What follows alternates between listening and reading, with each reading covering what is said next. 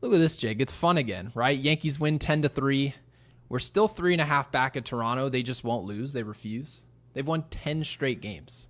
Crazy. It's unbelievable. A lot of good happened today. Jazz Chisholm moved back to second base. Aaron Boone said that DJ was not happy.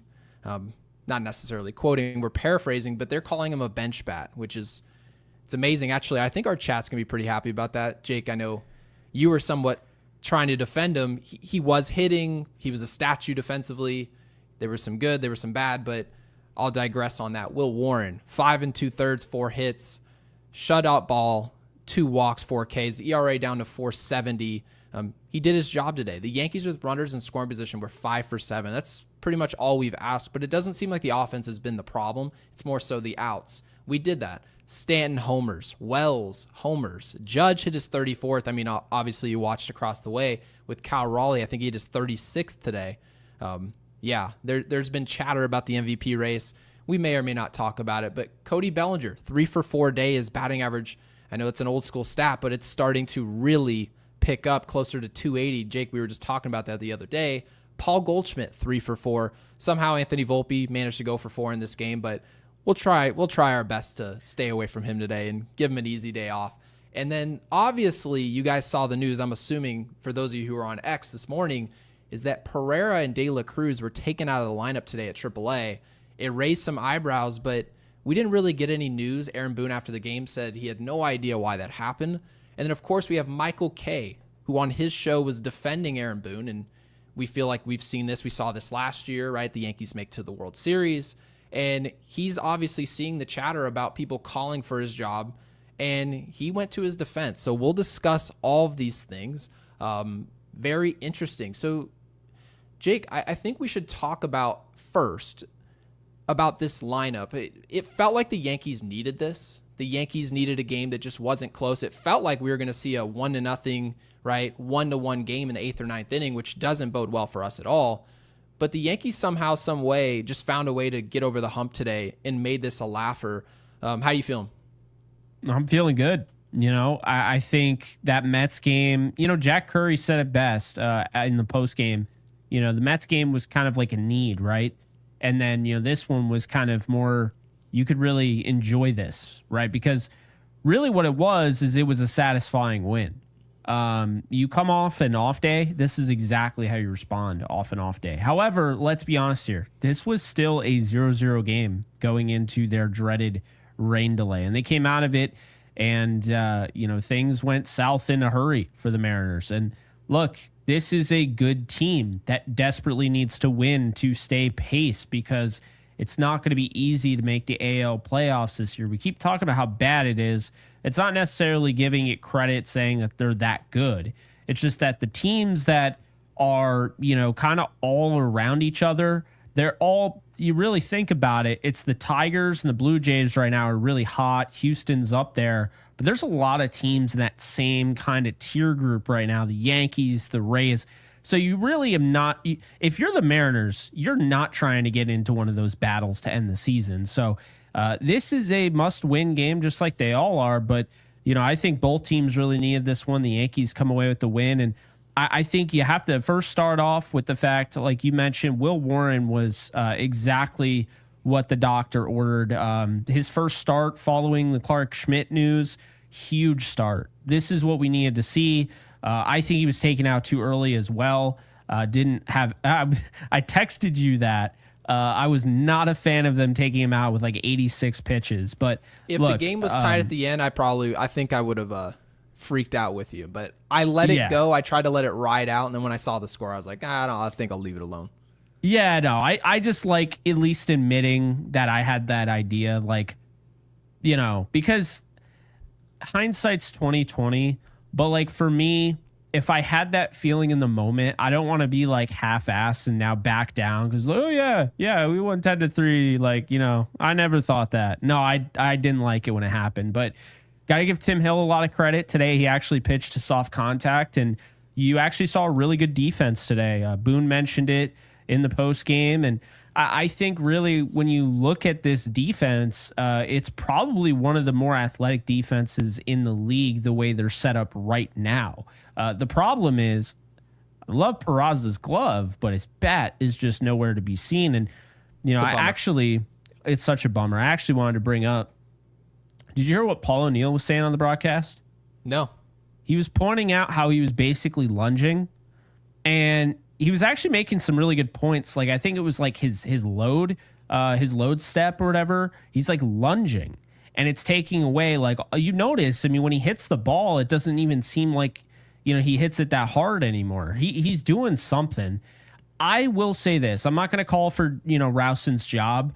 They need to do better with Peraza. If something's not working in his stance, they need to figure that out, because I'm not saying that he can, but I am telling you right now, this isn't working. It's the same thing with Volpe. And the reason I bring this up, Gary, is because guess what? Austin Wells actually opened up his stance. I don't know if you've noticed that. It's starting to, yes. Yeah, it's starting to circulate a little bit. And I started noticing it. Hanging out with Spencer Jones, huh? Yeah, his leg is going to be all the way in the dugout. No. Whatever works. But now all of a sudden we're starting to see a more confident, Austin Wells that's driving the baseball. So, yeah, I think these little things, like I'd like to see a James Rowson do more of that as the hitting coach to try and get something out of Peraza. But let's be honest here. The title of this was, does Jazz Chisholm's move back to second signal an incoming trade? And Gary, we text each other right after this news came out. I 100% believe it does. I understand tonight we got excited about the defense, the potential there, and that's great. But Suarez, anytime you have a chance to get a player like that, that's the type of player the Yankees go after. A 33-year-old, a guy that, essentially is a rental. They're going for it all, if you trade for him. But more importantly, this guy puts the ball in the seats. Okay, he's top 4 in home runs this year. So imagine having him and Judge in your lineup now with Stanton hitting the ball and Bellinger. It'd be something. So I think they're looking at him, and obviously we've talked about that. But the player, if you don't know him, who's on the cover of this live stream, is Ke'Bryan Hayes. And I had to, because one, I didn't want to just do another video where, Eugenio Suarez is just on. It's just the Eugenio Suarez, but Suarez unloaded. Okay. We didn't want to turn in a Suarez unloaded here. So that is why, the picture, whatever, the thumbnail was Ke'Bryan Hayes. But Gary, I told you off air, I am a little concerned that they could trade for Ke'Bryan Hayes, seeing what Peraza is doing and being like, yeah, you know what? We're okay if the bat's not amazing, but Peraza is nowhere near that. So yeah, let's get Ke'Bryan Hayes, who'd be an upgrade, and he, is 99th percentile glove, right? So I don't know. You weren't a fan of that, and I'm definitely not a fan of it. Yeah, so let's just go ahead and address it now. And obviously the Yankees win 10-3, so this isn't going to be a rip fest, but I will tell you, I just don't, when I'm looking at what the Yankees are trying to do, they threw Jazz Chisholm at third base, and they said he's going to be our third baseman, right? This is where he's going to be. He also tells us, yeah, I didn't work on that all offseason. I was working on something else. Okay. Thought you guys were friends. You guys tell us how close this group is, and yet somehow that's not communicated. You get thrown over to third base, that defense falls off a cliff, Jake. And the physical toll over at third base for Jazz, it's loomed large. He's now mentioned it. He's talked about it. He feels pain, right, throwing the ball across the diamond. And so the Yankees ultimately, you talked about the wild card race. The margins are slim. The Yankees decided we're not going to waste any more time. Jazz Chisholm's our second baseman. Okay.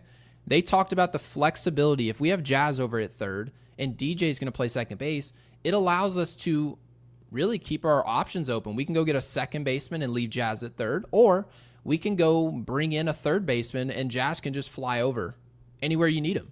And that's going to be a luxury for the Yankees. You fast forward into July, into early July, that's no longer an option. Now it's a Yankees third baseman via trade or bust, or it's Peraza. And that bat has to figure it out. Are you comfortable with the only player at third base that we can trust defensively isn't hitting a lick? I know he had an RBI hit infield single today, but my point is he's hitting 155, 156. So The point is here, if you're going to look at these players and you're going to bring in a Brian Hayes, you have to ask, what are his strengths? What does he do well? Because that's important here. What is this guy trying to do with our organization? He's one of the best defensive players at the position. Okay, check. That's a great thing. But is he going to hit? And if you look at his numbers, he hasn't really panned out for Pittsburgh the way that they would have liked. He wasn't that franchise cornerstone. Otherwise, he wouldn't be on the market in the first place. So, is it really worth it to give up prospects for a player who's on a $70 million contract, who really hasn't figured it out with the bat, who's going to be a great glove when you already have a great glove on the roster? It doesn't work for me. I don't really understand the interest. Obviously, I'm not the GM of the Yankees. I don't dictate who they're interested in or not. All I'm saying is that when you bring in a player, all of them, especially the ones that are going to be traded for a couple prospects here and there, they're not going to be perfect players. Suarez is not a great glove. He's just not. Analytically, he's going to be closer to probably league average at best. But what it accomplishes, the Yankees get much better defensively because you get Jazz, who's below average at third base. The physical toll is no longer there for Jazz. He moves to second, where he's above average. And most importantly, it seems like here, DJ LeMahieu won't be starting for your roster. He can be valuable here and there, every once in a while, a spot start. But should he be starting for a team that wants to win the World Series and win a pennant? I don't really think so, Jake. So I understand looking at these players' strengths and saying, I think we can see him defensively with our unit, but what about the total package? Is that enough? And I think if Brian Hayes ended up a Yankee in pinstripes, I don't know if I'm satisfied with that. I do see some supers. It freaking lost it, but Jordan Richard with the 5. Thank you, Jordan, for getting involved with the Yankees Unloaded. Greatly appreciated. We talked about this name, Seth Lugo, about 2 days ago, and we were excited about it. We were, because obviously you see that Kansas City is somewhat underachieving this year, right? Jack Caglione isn't necessarily taking the baseball world by storm the way they hoped.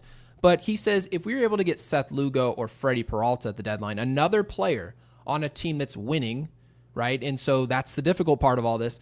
I'm really buying into the idea of Heel being a flamethrower in our bullpen. So obviously Heel being a player with high velocity, great stuff.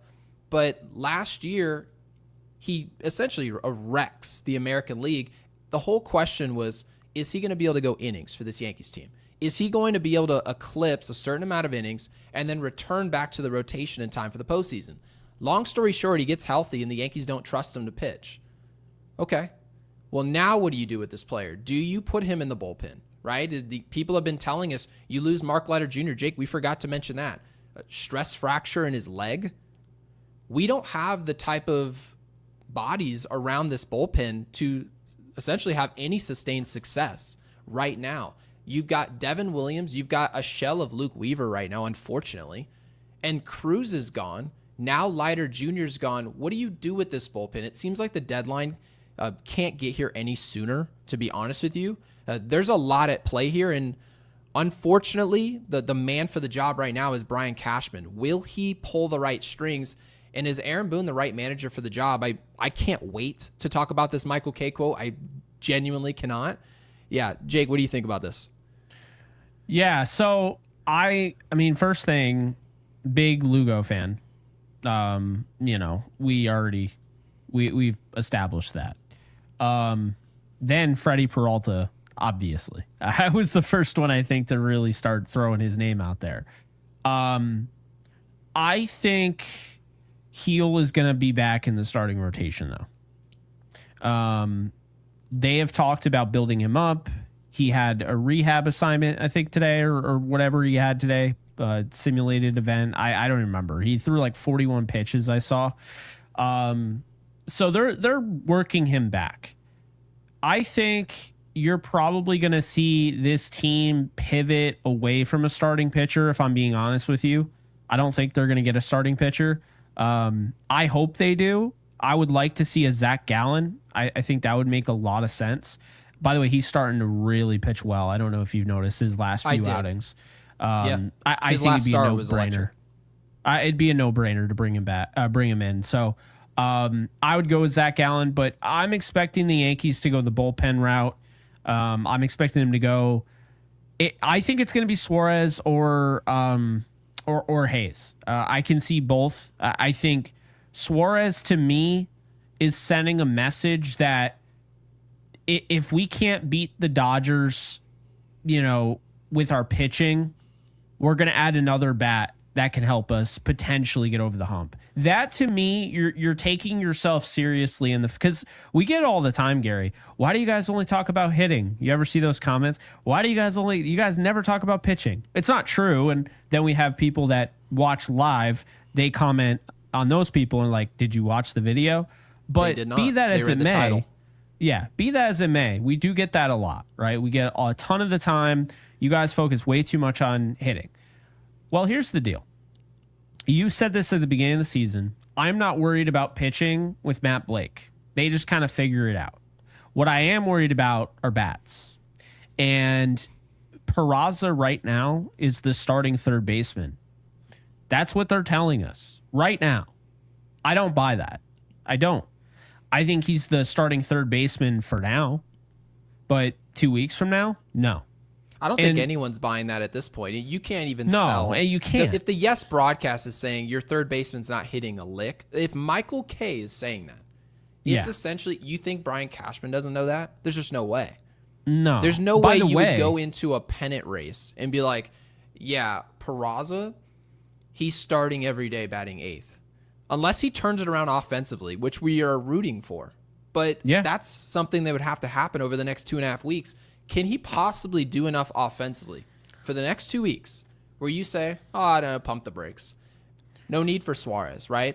We've got the glove of Peraza in enough offensively where we don't need to make a move there. Now let's just solely focus on the bullpen. Jake, you're saying that maybe with Cam, obviously, who's pitching in the middle of this week, maybe the Yankees don't need, right, a starting pitcher. If you have Cam in there and he's giving you high output, similar to what Heel did last year, Heel returns to the rotation. They build him up to be a starter, and he lands on his feet. Yes, if both of those things happen, the Yankees don't have to trade for a Peralta. They don't need a Seth Lugo.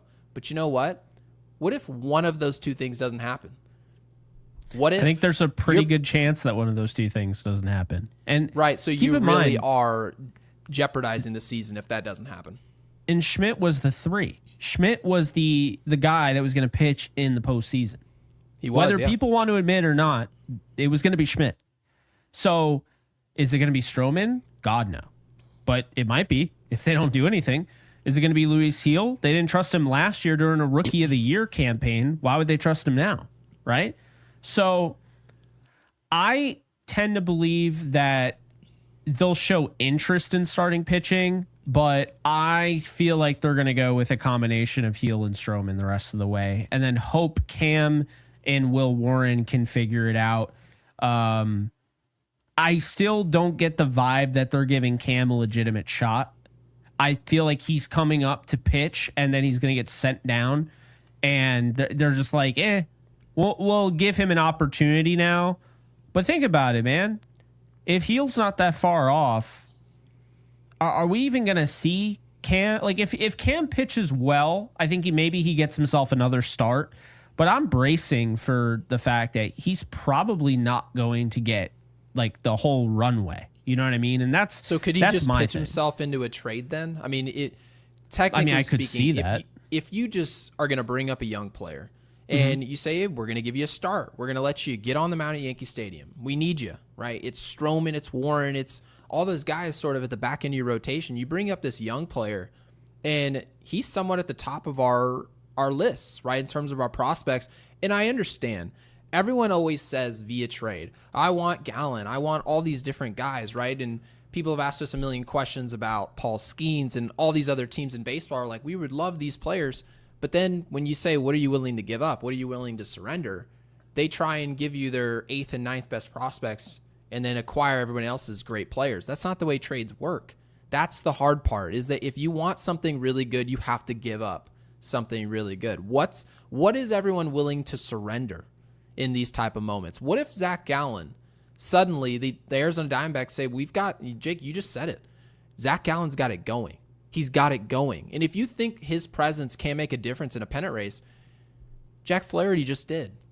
And Zach Gallen, when he's got it going, is probably a better arm than Flaherty. He probably is. So having said that, What if all of a sudden you turn around and they say, well, we'll take Spencer Jones off your hands. And then someone would say, I don't want to give up Spencer Jones for these 1-year rental. And I would understand that. But that's the hard part about the trade deadline. If you want to get aggressive, you have to be willing to lose a trade to take a risk. Do the Yankees think they're good enough to take a risk in 2025?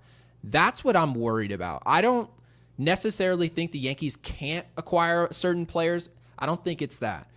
But will Brian Cashman look at what's going on in the American League East, what Toronto's doing? They may think Toronto's just playing way over their head. They're going to regress to the means or even below that, and we're just going to run them down anyways. Are the Yankees going to show aggressiveness or not? We're going to find out in the next 2 to 3 weeks. I know we have a lot of interviews. We have interviews lined up. We're going to be asking these exact questions, so it's going to be fun. Yeah.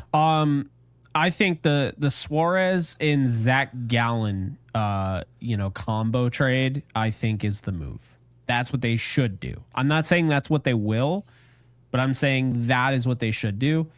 And then I think you could go after like Bednar.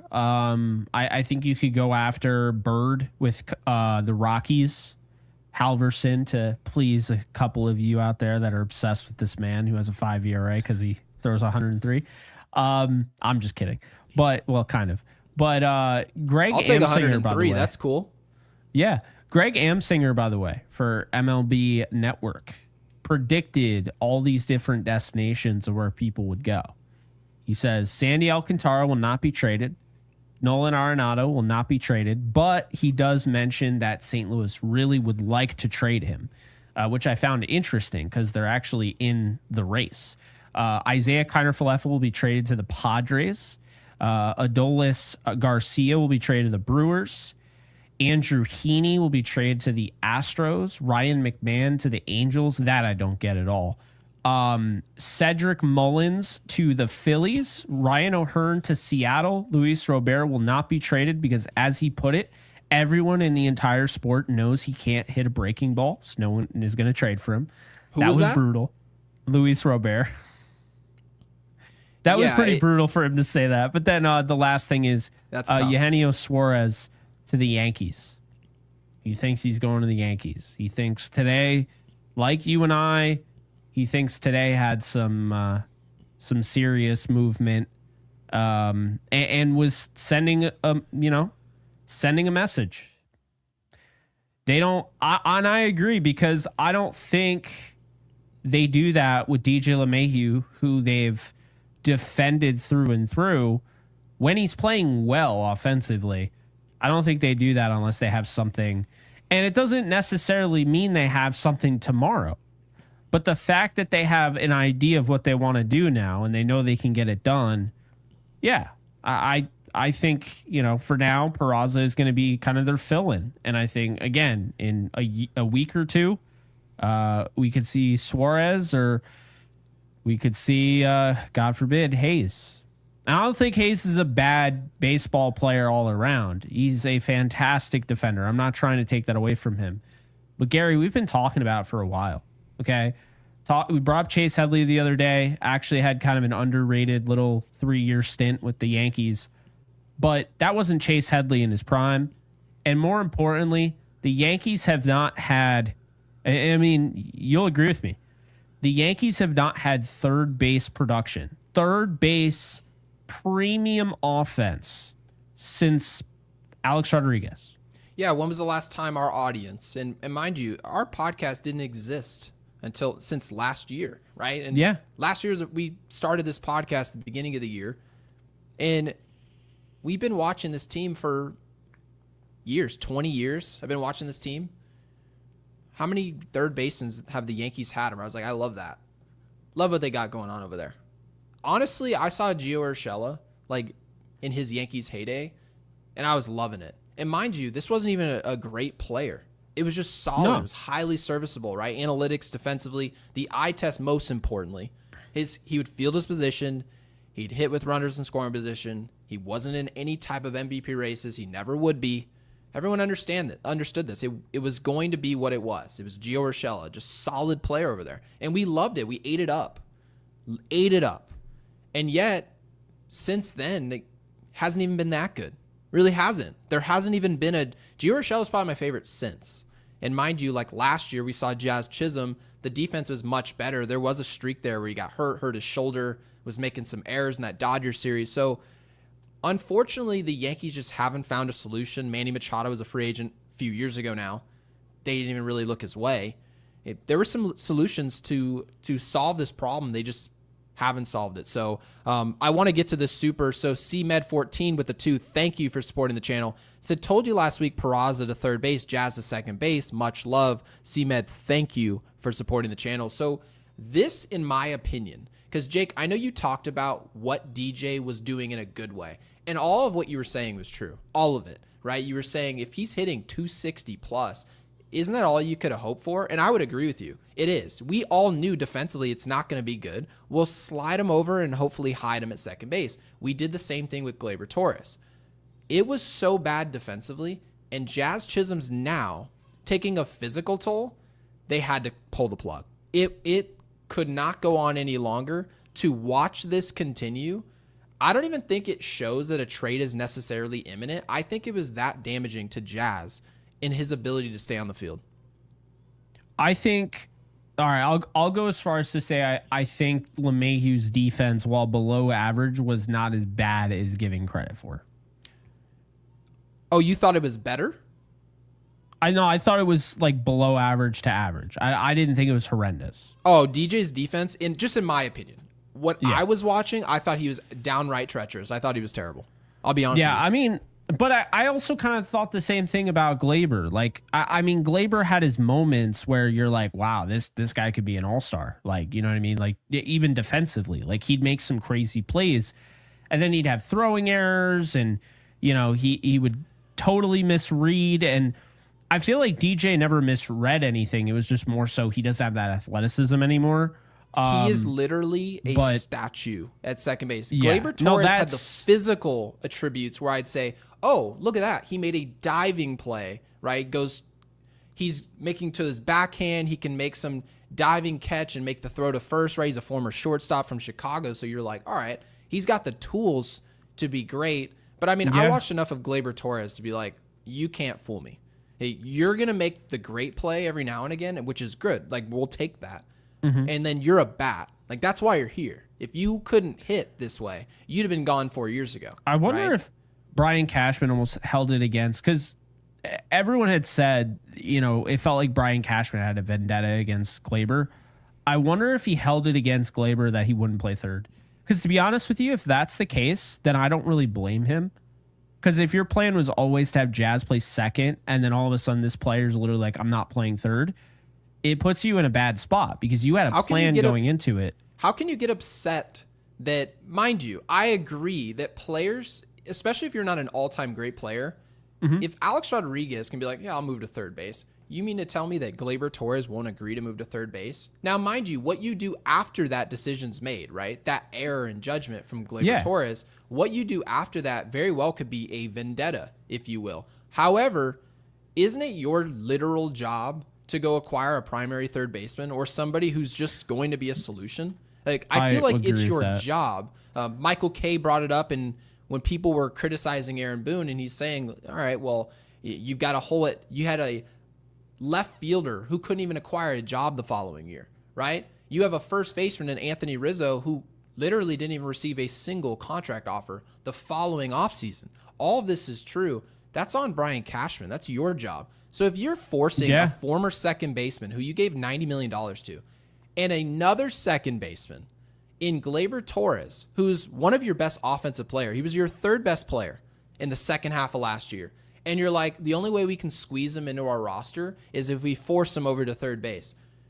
Well, then that's your screw up, Brian. Well, I'm definitely, do not make that mistake. I am not at all defending Cashman. I'm saying isn't that crazy? A vendetta over a player that you acquired, and then now you have a surplus in one spot, and you're like, I hate that guy. But I do get I get to an extent the idea like he's not going to do whatever it takes to be on the team. Whereas Jazz, I think Jazz earned himself some bonus points in the organization because everyone knew he didn't want to play third. He wanted to play second, but he did it anyway and didn't make a big deal. what's funny is because the way people talk about Jazz Chisholm, you would have assumed, oh yeah, this guy's going to be a clown. He's going to, make it all about himself and he's going to refuse. No. And not only that, he was playing there injured. Like they explained, like he had something going on with his shoulder. So yeah, I mean, look, I'm still a fan of Glaber. I would have loved to have him back. I understood the vision. If you weren't going to bring him back, you want to improve the defense. I totally get that. I do have to say, though, it would have been cool to see if he could have played third, because this offense would be a lot better if you had a decent league average Glaber Torres at third base defensively, and you had him hitting the way he's hitting. I would assume that glove from Glaber would have been atrocious at third base. Probably, but it would have been atrocious. He was a bad second baseman. The chances that you move a player from his primary second base position, he's already not good at that, and he's going to be good at third base. That wasn't even his primary. Oh yeah, shortstop. But he'd been at second base now for a while. We had jumped him off a shortstop pretty much immediately. It was not very long. Gets over to second base. He's been comfortable over there for a while. Never lost his job. He was hitting for a while. He was doing all his damage against Baltimore, right? We talked about all those numbers, and we were so excited about the future. And then we now ask you, because you just don't fit on the roster, we gotta throw you over to third base. And he's like, nah. And then what? Brian's going to get upset about it. So yeah, that's on Brian. Then you go into the offseason and you see an Alex Bregman, and you're like, nah, still not a fit. Who is a fit? Honestly, who's a fit with this roster? So no, that's a primary. Fair. If you don't have a left fielder, sign a left fielder. If you don't have a third baseman, sign a third baseman. He tried so hard to sell Oswaldo Cabrera and Oswald Peraza on us. And you know what? I applaud the effort to give those guys a shot. I do. I genuinely like that he gave the young guys a shot. And I like the Cabrera. The Cabrera one we were high on. We were excited for it. Yeah. And at the time, he just hadn't taken that role. So once you were seeing it wasn't working, then it's like, all right. If it was Pablo Reyes, though, like I would be pitchforks and, the whole thing. So, yeah, I think, I mean, again, I don't want to act like this free agency class was great by any stretch, but I think there's more things that they could have done. And that's why, of course, they have these needs at the deadline. And I think they're going to hit on most of them, but I just don't think they get around to doing starting pitcher. Like I said, Zach Gallen, Eugenio Suarez, and I think this team is back in the World Series. Like, I don't have any doubt if they get those two. But if they get Suarez and they don't get a starting pitcher and they, start loading up on some really good bullpen help, I'd be okay with it. I really do want a starter, but I could almost see them being like, well, Will Warren, Luis Heel, Cam Schlittler, Marcus Stroman, Rodon, Fried. They probably, and they do have Brandon Beck, who's pitching really well as well in AAA. They probably do have a feeling like they have some guys, if they don't trade them, of course. I mean, they could very well end up trading them at the deadline, but my biggest concern is bullpen, honestly. Well, no, 100%. It's just such a problem. It's such an issue. Scott Ross with the 10. Scott, thank you for supporting Yankees Unloaded. Greatly appreciated. Says less than 30% of prospects, and people just really forget this. They really do. They forget that when you trade a prospect, the overwhelming chances are that player is going to stink, let alone be an impact player. But to even show up and make a contribution with a big league team for any sustainable amount of time is slim to none. Rarely ever happens. Some of the top prospects in the history of this game, they do nothing. Absolutely nothing. And people always talk about what the player could do, and they just sort of assume we traded these three players. Here's the ceiling of all those three players, and they just act like the team that got those three guys, they're going to get the ceiling of all those guys. They won't. I promise you they won't. They never do. So Scott Ross says less than 30% of prospects become impact major leaguers. Don't waste Judge's prime. You need 4 players, Suarez, Gallen, and 2 relievers. I love this. You're the Yankees. Get it done. So Scott seems to have the mentality that the Yankees need to have a no-nonsense mentality rather than looking at this roster and saying, is this close enough where we think we can salvage something and we're going to run down Toronto? Now, mind you, if we had to tell people at the beginning of this season, you're going to be 3.5 games back of Toronto, we all probably been looking at each other saying, yeah, we didn't think this was the best Yankees team in the world, but what the hell are we doing? What are we doing? How did we get here? How's this possible? And you can't tell me that the roster that we came into the year with, which was good, not great, is going to add Suarez, who's on a career year. He's going to the All-Star game now. He actually just replaced somebody. Zach Gallen, who is having a down year, but now it's all up. Like at this point, it's all uphill. He's really got it going. It looks like Zach Gallen again. We saw him at the beginning of the year. He looked like a shell of himself. And you bring in 2 more relievers. You brought in Devin Williams. He's pitching okay, not great. And then you assume you have to, that Luke Weaver's going to return to form at some point. So, to Scott's point, if you bring in multiple relievers, don't bring in a project that Matt Blake's got to figure out. Bring in somebody, a hard thrower who can get outs, whether it be a Class A, right, from a team in Cleveland that's not winning games. You've got to find an answer in that bullpen. Multiple answers. If the Yankees can do that, if Brian Cashman can get that done, and you combine that, I'm going to take Gallen out of this. I would be happy with Zach Gallen. I would be.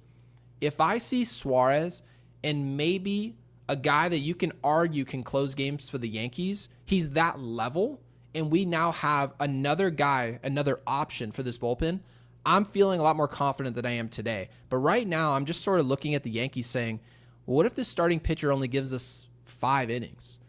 Where are the rest of these outs coming from? I don't know who to look at. Do I want to see Tim Hill? No. Mark Leiter Jr., gone. Cruz, gone. Luke Weaver, not the same Luke Weaver, unfortunately. Devin Williams, he's okay. It seems like we're running out of options in that bullpen. It's the biggest problem for me, and I need it addressed. I hate that the deadline's 3 weeks away. I wish it was tomorrow because this is how dire this is. Yeah, I think, I see Drew Thorpe dropping in the comment section, Kyle Finnegan from Washington. Let's, Scott, we appreciate you, man. Let's do, because we still, we have some of the game to talk about. I know people do want to talk about the game, but I think for the sake of people saying we don't talk about the bullpen, let's do a dedicated, let's find some bullpen guys to keep an eye on, right? We got Savant Class right A here. is my number one. Class A is my number one option. And who was the other option that we had in the Minnesota? It was Duran. I would say Duran is probably up there as well for me. All right. So let's go through these. Where are you on Finnegan? I think he'd be solid right-hander here. 2.43 ERA. He's 33, so you're probably, I'll have to check his contract, of course, because I do want to make sure. What are the analytics on his splitter? Because you just already know Matt Blake's going to look at a player, and I understand when people say, oh, this is my mix. I've got a 4-seam, I've got a splitter, I've got a slider. Okay, that might be what you can throw, but how does it come out of your hand? If it's analytically sound, Matt Blake is going to find a way to make it work. So, well, it gets smacked. So his fastball is his best decent pitch. Yeah, the run values. Okay. Is this too small for you guys? Definitely let us know. I can zoom in. So it's too small for me. I feel like I'm taking an eye exam. You always tell it like it is. I love it. Yeah. So he's got an expiring deal, Finnegan. So it's going to be a rental. Reason why I bring up Finnegan, our guy Miguel Cairo is now the interim manager. Shout out to Miguel Cairo, former Yankee. When you fire, James says it's too small. Too small. All right, perfect. This is good. This is good. There we go. Now, you could adjust it. Look at that. Yeah, see? Fits right in. James, your wish is our command. So now you can take a look at these numbers. His best pitch is his 4-seam fastball. I don't love that. I'm gonna tell you right now, I don't love it. You know what it reminds me of, actually? It reminds me a lot of Will Warren. If you look at the analytics of Will Warren, that 4-seam fastball is deadly. Absolutely deadly. Killer. But you know what? Four-seam fastballs, when that's your best pitch, when that's your go-to, you tend to give up a lot of hard contact. You just do. You like, especially your relievers, to be high velocity, but they've got a wipeout breaking ball, a swing and a miss pitch. And that's what worries me about a player like this. It just does. Could it be a fit, especially if he's not closing for your team? Absolutely. Absolutely. Mm-hmm. But is this the guy I want to toss the ball to and be like, yeah, his best pitch is trying to blow 96 by you? I'm not sure about that. Well, and he's not, you see here the 21st percentile whiff. Right. I would actually be out on, all right, let's not say that. I wouldn't be making this a priority. He's on a list if you're trying to upgrade your bullpen, right? No doubt. Definitely an upgrade for sure.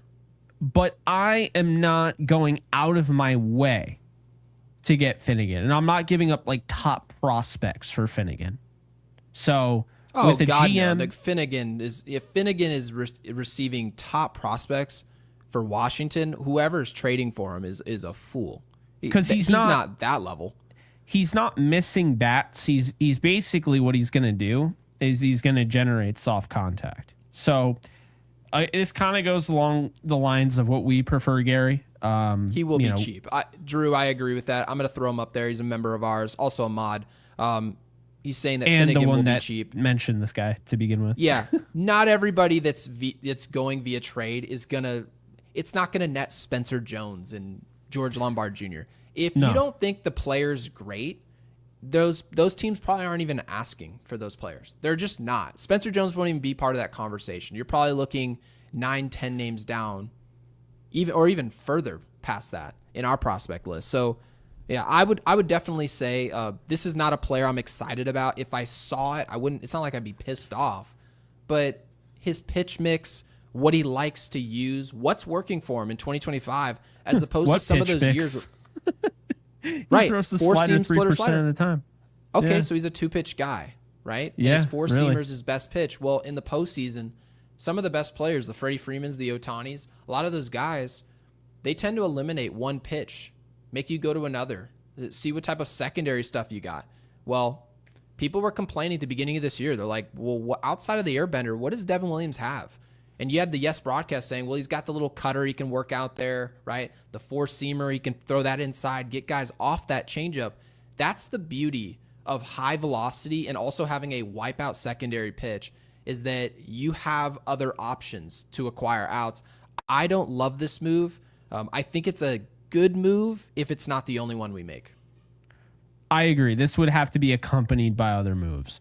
So then you have Yohan Duran, and he is electric. I mean, you see it right there. The numbers are great. And the Yankees would have 2 more years of control. This feels like a move that the Yankees would consider. They've done it in the past. I mean, they've traded prospects to get, a legitimate closer before. This is a future franchise closer. That's what we're looking at here. So obviously that could be an issue with Devin Williams. Like, do you just run the risk of now if he's pitching the 8th, is he going to be terrible? But here's the deal. Okay. Duran is 27 and he would be, like I said, under the Yankees' control until 2028 when he would actually hit free agency. Okay. This should be their main priority, in my opinion. This would be my option A. Mm-hmm. If I'm looking and the Yankees acquired Duran, I'm looking at Brian Cashman and saying, as far as bullpen pieces go, this is a win. This is an A+. This is what you're looking for. You want a guy who, you look at his pitch mix, he's a 100+ mile an hour guy, but he uses his splitter 37% of the time. Who does that remind you of? Cruz. Yeah. Right? I'm going to use my secondary pitches. Why? Because the analytics prove they're elite. But I've also got the stuff to miss bats. And you see the analytics, he's missing bats. Whiff percentage, almost 90th percentile. That's what you want. If the Yankees could get a player like this, there's no telling if Minnesota is going to love our prospects or if Brian Cashman's willing to give up the prospects it would take. But I don't know what else you can possibly see. Minnesota's probably going to be open for business. You've got to get aggressive because the time is now. You don't want to look up and you're 6 or 7 games back of Toronto because you can't get outs in your bullpen. This guy's throwing 100 and then he's hitting you with a split fingered at 98. That's crazy. Also, look at this ground ball percentage here. 100 percentile. And what are we expecting, by the way, from our infield defense? Now that Jazz Chisholm's back over to second base, right? A third baseman is expected to be Peraza or a player we trade, a primary third baseman. You're expecting our infield defense to be way better. Will you bring in a guy who can miss bats, and then when there is contact, it's on the ground? Duran is the best possible pickup the Yankees can make. I think this should have been our graphic, to be honest with you. Even though we didn't see any rumors on it, Duran should be the Yankees' #1 target, even maybe more than a third baseman. That's how I'm honestly excited about this. I am. It's funny. Maybe that'll be the next graphic. We'll see. Yo, did you peep his measurables? 6'5", 230. This dude's a behemoth on the mound. Yeah, I mean, it's nice to see a guy that you don't have to be like, he's 5'10", $180 soaking wet. No, this guy goes on the mound in the 9th inning and you're terrified. Yeah, he's a dog. He's nasty. And he's just kind of hiding in Minnesota, rightfully so. You're not going to receive the type of coverage that you would as a Dodgers fans know this, Yankees fans know this, right? Mets, right? Some of these teams, Philadelphia, if you're not pitching for or hitting for these teams, you can kind of hide away in baseball. You can. This is a local sport. If Duran gets in any major market, I think you start to see people talking about his stuff, right? A lot of it. So pretty cool. Yeah. And then real quick, his run value here. Look at that splitter. An 8 run value. Oh my God. I mean, yeah, he would definitely help for sure. The sweeper isn't really going to do much coming in. He only has done that like 44 times. So Matt Blake is pulling out the Jergens for this. This is just straight up. What do I like to call it? This is a savant wet dream. This is incredible. This is the guy where like Matt Blake. All right, they're in the meeting room and they're going over trading for like a Eugenio Suarez, and he said, "No, we're gonna get my guy this time. You're gonna listen to me, okay? Like, no, I'm the captain of the ship. Like, you know what I mean? That type of stuff." But no, and then the next one you said Clase, right? Yeah, which is you're gonna be buying low on this player, even though the analytics are gonna be great. His numbers haven't been what we're used to. I mean, you look at 2024. You sort of just dampened everything we saw in 2024 because he was sort of getting overused in the playoffs, and then he started getting hit, right? We hit him. Aaron Judge hit that big homer opposite field, but he was getting hit the series before it as well. They were using him every day. And at one point, he was in conversation. People were trying to throw him in conversation with Mariano Rivera, right? You're getting 102 Monarch cutters. He's missing bats at a pace that really we hardly see. And now it's sort of like he's on the decline. But we've seen with relievers, especially with great stuff, you kind of spin them to a better organization or an organization, maybe a change of scenery, and you get right back on the hump, right on the horse. So this is another, I can't even call it a project. This is Emmanuel Clase we're talking about. If the Yankees acquired him, I would assume we'd fix this problem. Yeah, and Emmanuel Clase, I think you're buying low from what he would have been last year, but he's still going to cost a pretty penny, and here's why. The Yankees would have 3 years of control, not including this year. Okay? So the way it works in his contract is that, they have the 2026 season, and then believe it or not, 2027 and 2028 is literally a club option. So you would have Clase for a while. Yeah, so if he returns to form, you found your closer. That's a great thing. Now everybody else kind of falls in line behind that. Yeah. But you've also got roster control. And if you're expecting the Yankees to be aggressive, you need some of these guys to be controllable. Like I always hate talking about control because we're a major market team that technically can always spend the money in the now. But if you want to go get the high prize position players, which I think all of us are going to be, I know some people are like, oh, Kyle Tucker, we can live without it. We've got outfielders. No, when Kyle Tucker is a free agent, I guarantee you the majority are going to be saying, yeah, I want that player. I know what we've got. I want that player. Well, if you want those things, some of the guys you trade for, you want some control. It's just more cost effective. It makes Brian Cashman's job a lot easier when you've got some control. So this one, I'm not going to expect everyone to agree on because Emmanuel Clase is not the same player that he was. But we've seen with relievers. We saw it with Blake Trinan. We saw with him, honestly, he's a great example of this. At one moment, he was one of the most electrifying bullpen arms in the game. All of a sudden, he had a year or two where he just fell off a cliff and everyone said he was a has-been with some stuff. He's still got high velocity. And the next thing you know, he's right back on the mound getting big outs for the Dodgers in the postseason. So it wouldn't surprise me at all if another contender, if not us, gets this player and they fix him.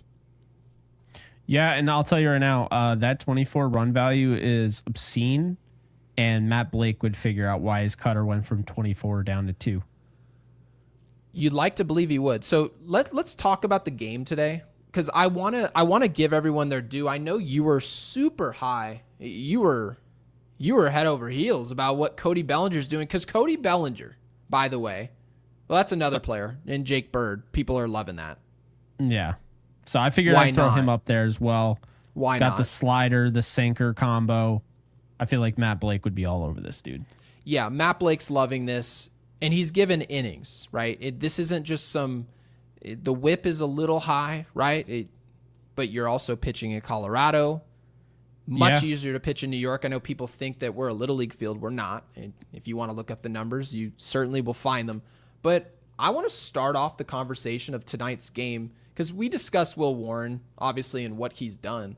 But when you sort of look up and you see Cody Bellinger, he's just one of those guys where you say, okay, well, what's he great at? Honestly. And I would tell you, it's probably his defensive versatility and his arm and his range, right? The reads, the intangibles. He's really a dominant player of applying his intangibles. That's really something we haven't said about a Yankee in how long? How long has it been where you say, yeah, that player just seems to know where he's supposed to be. He really knows when he's supposed to go to the next base. He understands, right? He saved the game the other day. I think it was yesterday with a shoestring catch. Makes a beautiful throw over to first base. It surprised us to even see him in left field, right? It really did. A lot of us wanted Jason Dominguez to be over there and then just lock it down. Yet somehow we look up and it's Cody Bellinger. And he's ready to play. He knows where to go with the ball. He knows when to leave his feet, when not to. And again, won us the game with something really that's not even that sexy to do. So Cody Bellinger, you look up another 3-hit night. He hit, I know you brought up his numbers before we went live. He's hit 300 every single month except for the April. He's been exactly what you would be paying for. He's exactly why the Yankees traded Cody Poteet, and people I hate it. I saw Barstool posted like 3 weeks ago. They're like, the Cody Poteet was traded for Cody Bellinger. I'm like, no, he wasn't. He was traded. He was in the trade. We were giving them that player because we had to, and then we'll take the money. That's what happened. That's why the trade is equal. So I don't get it. I guess I do, right? A bunch of people on Instagram just didn't understand it or what they were reading. But Cody Bellinger is sort of what this team needed. We need somebody who you could just toss over to first base, right? If all of a sudden a couple guys go down, he can play first base. You can throw him in left field, the hardest position at Yankee Stadium or in pinstripes in general. Cody's great out there. He can also play center, and we saw him make diving catches at the wall a few weeks ago in right field because Judge wanted to get off his feet. So, Jake, this is the type of player I know I've been posting on X a lot about this guy being one of the players that I would pencil in as somebody I'd be trying to negotiate an extension, whether it be during the season or in the offseason. I know he's got a player opt-in. He might be playing well enough to opt out of that deal. I'm expecting Scott Boras, at the very least, to opt out of this contract at season's end. That's how well he's playing. Oh, yeah. What was it that I told you? He had a split. If you take away April, he's hitting 303 and has an 878 OPS.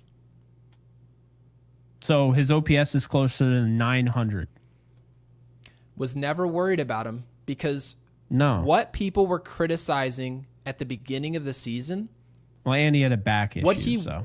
What he wasn't doing just so happened to be his strengths. That's why I knew it would change. All the time, like when you look at a Joey Gallo or you look at any player who just really didn't work out for the Yankees, what they were failing at in pinstripes, everyone's like, he wasn't built for New York. I'm like, no, wasn't that exactly what you thought he would do? If you really think about it, He's striking out every at bat. He's not making any adjustments. Did you honestly think the player that you brought in was going to do those things? Did you think that a Joey Gallo was going to come into New York and cut down his strikeouts? Are you being serious? Right? But Cody Bellinger, on the other hand, people are like, he's hitting 210. He's not great. He's not. He's definitely not worth the $25 million. And I told everybody, just pump your brakes. Give it time. The batting average is slowly but surely creeping up. Why? Because he doesn't care if he has to slap some ugly single to left field. He's willing to do it. He's not a 35, 40 home run guy. He's done it once. He's not trying to do that. His mission statement is, I'm going to get on base any means necessary. I'm not going to do the Ben Rice thing where I've got to hit a ball 120, and if it goes at somebody, oh well. No, he'll hit a ball 65 because there's a defensive shift. That's how he likes to play the game. So I think this is what the Yankees needed. They needed a player that isn't so much worried about his own individual production. He's worried about the team. Cody Bellinger is the perfect Yankee. So I love that obviously his dad played for the Yankees, and so this is all tying together beautifully. Cody Bellinger is, if Brian Cashman's being serious about the future of the Yankees, you don't have to give him a 12-year contract and get ridiculous, get out of hand. But a 29-year-old player is going to be 30 this offseason. You can give him a 4 or 5 year contract. You're not going to pay him when he's old. All of those years you're paying him big money should be high production years. Yeah, I completely agree. I mean, I had massive expectations for Bellinger. I thought he could have 30 plus home runs this year in the Bronx. And he might not have 30 plus home runs this year. I mean, he would need to go on an absolute tear in the second half home run wise, but he is going to have 25 plus, I would say. And I would say, regardless of the home runs, what you're getting just with the bat and how just methodical he is, I think that's the word. You know, whether he's a defender or he has a bat in his hand, right? I mean, I think he's a very methodical player. I think he's a very smart player, which is funny because he has all those memes about him always being high, but he's probably the smartest dude on the field when you think about it. I always get a kick out of that. So, yeah. The memes are funny. The memes are funny, but he's almost hitting 280. Like, it's time to start giving him his props. I don't know how a guy who's hitting third in the order goes 3 for 4 tonight, and like he's not even really talked about. After the game, it's Stanton went yard, Wells went yard, Cal Raleigh on the other team, Judge. It's like if you don't hit home runs nowadays, you don't really get talked about unless it's Yankees Unloaded, which is why we like doing that. We like highlighting these players, like a Paul Goldschmidt, by the way, who is hitting a lot lower in the lineup than he was earlier in the year. And justified. Yeah, justified, and we're seeing it now. He's back up to 290, right? 349 on base percentage. I think he's slowly but surely turning it around, and I got news for you. I actually screenshotted. Let's see. The Yankees offense in the last 7 games is scoring 6.57 runs per game. They're hitting 301 with 15 home runs and a 908 OPS. That's insane. So if this offense keeps it up and they figure out how to improve this bullpen at the deadline, I have reason to believe that they're very much not only going to turn this thing around, I think the World Series is back on. And again, I'm not saying they're going to beat the Dodgers, but I am saying this is how you can overcome the Tigers. This is how you can overcome the Blue Jays. The offense should get people excited. And to be honest with you, Gary, looking back at all these losses, they're frustrating. You just take the actual end result, and that's what it is. But what was so frustrating about those losses is that they had the offense to win any of those games. And all of a sudden, this bullpen, this pitching that was good all year, had a 10 ERA. Just like that in that stretch. I also don't like how we're managing these games, because I know that I agree with that Michael K is brought up the plus minus, right? The differential. And that's an important stat. There's a reason it's on MLB.com. It's not there just because it means nothing. More times than not, when your plus minus is electric, you're an electric team. But you look up and the Yankees are a plus 102, and they find themselves 3.5 games back. So what's the difference between the Yankees being 7 games up, where they probably should be, versus where they are, where they've earned to be, right? They deserve to be here. Is it just the bullpen? I don't think so. I think it's a combination of regression from the back end of your starting rotation, a massive reduction in production from your bullpen, right? Injuries, like They were getting high output from Cruz. Weaver was sensational. Sorry, Mom. You look at some of these guys and you say, okay, if they don't give what they're giving and Aaron Boone is making decisions on the field, you're pulling guys far too early, or you're going back to a Tim Hill who hasn't pitched well all week, or you're overusing a Mark Leiter Jr., okay, well, that's also somewhat your fault. If we can't, with a plus 102 differential, find a way to outrun Toronto, a good, not great team, and I'm trying to give them credit. I feel like I am. I'm calling them a good team. At just the beginning of this year, people were saying, are they going to get rid of Bo Bichette, and could they ever possibly convince Vladdy Jr. to an extension? And to which I said, I mean, I have no idea, but I know the team's not very good. George Springer's, he's going off. So these are all good things for their team. It is. It's keeping them in this race. Right now, they can't lose a game. But the Yankees have to be honest. Hey, is this just a bullpen issue? If the Yankees went and got Duran, right, which would be, we would do a special at Yankees Unloaded. We would do an hour-long episode about how happy we were with that trade. We would. Oh, yes. But does bringing in an electric closer, that's a solution to one of your problems? It certainly is. There's no way around that. But is that the Yankees' only problem? No, right now, they're making too many mistakes in the dugout. From who's making the decisions? They're making too many mistakes at third base, which is why you saw Jazz at second base. So I do feel that Brian Cashman deserves a ton of blame for the holes in this roster, some of the volatility of this roster, but also, and somewhat the reason why Aaron Boone's taken so much flack the last couple weeks, he's making a ton of mistakes. And this podcast, by the way, I feel like you can listen to one podcast and all they talk about is positives for Aaron Boone. They just will not criticize him. They won't call for his job. They won't talk about him pulling a guy early. And they'll just make it seem like everything's good. Everything's great. There's nothing he can do. It's all Brian's fault, or it's just bad luck.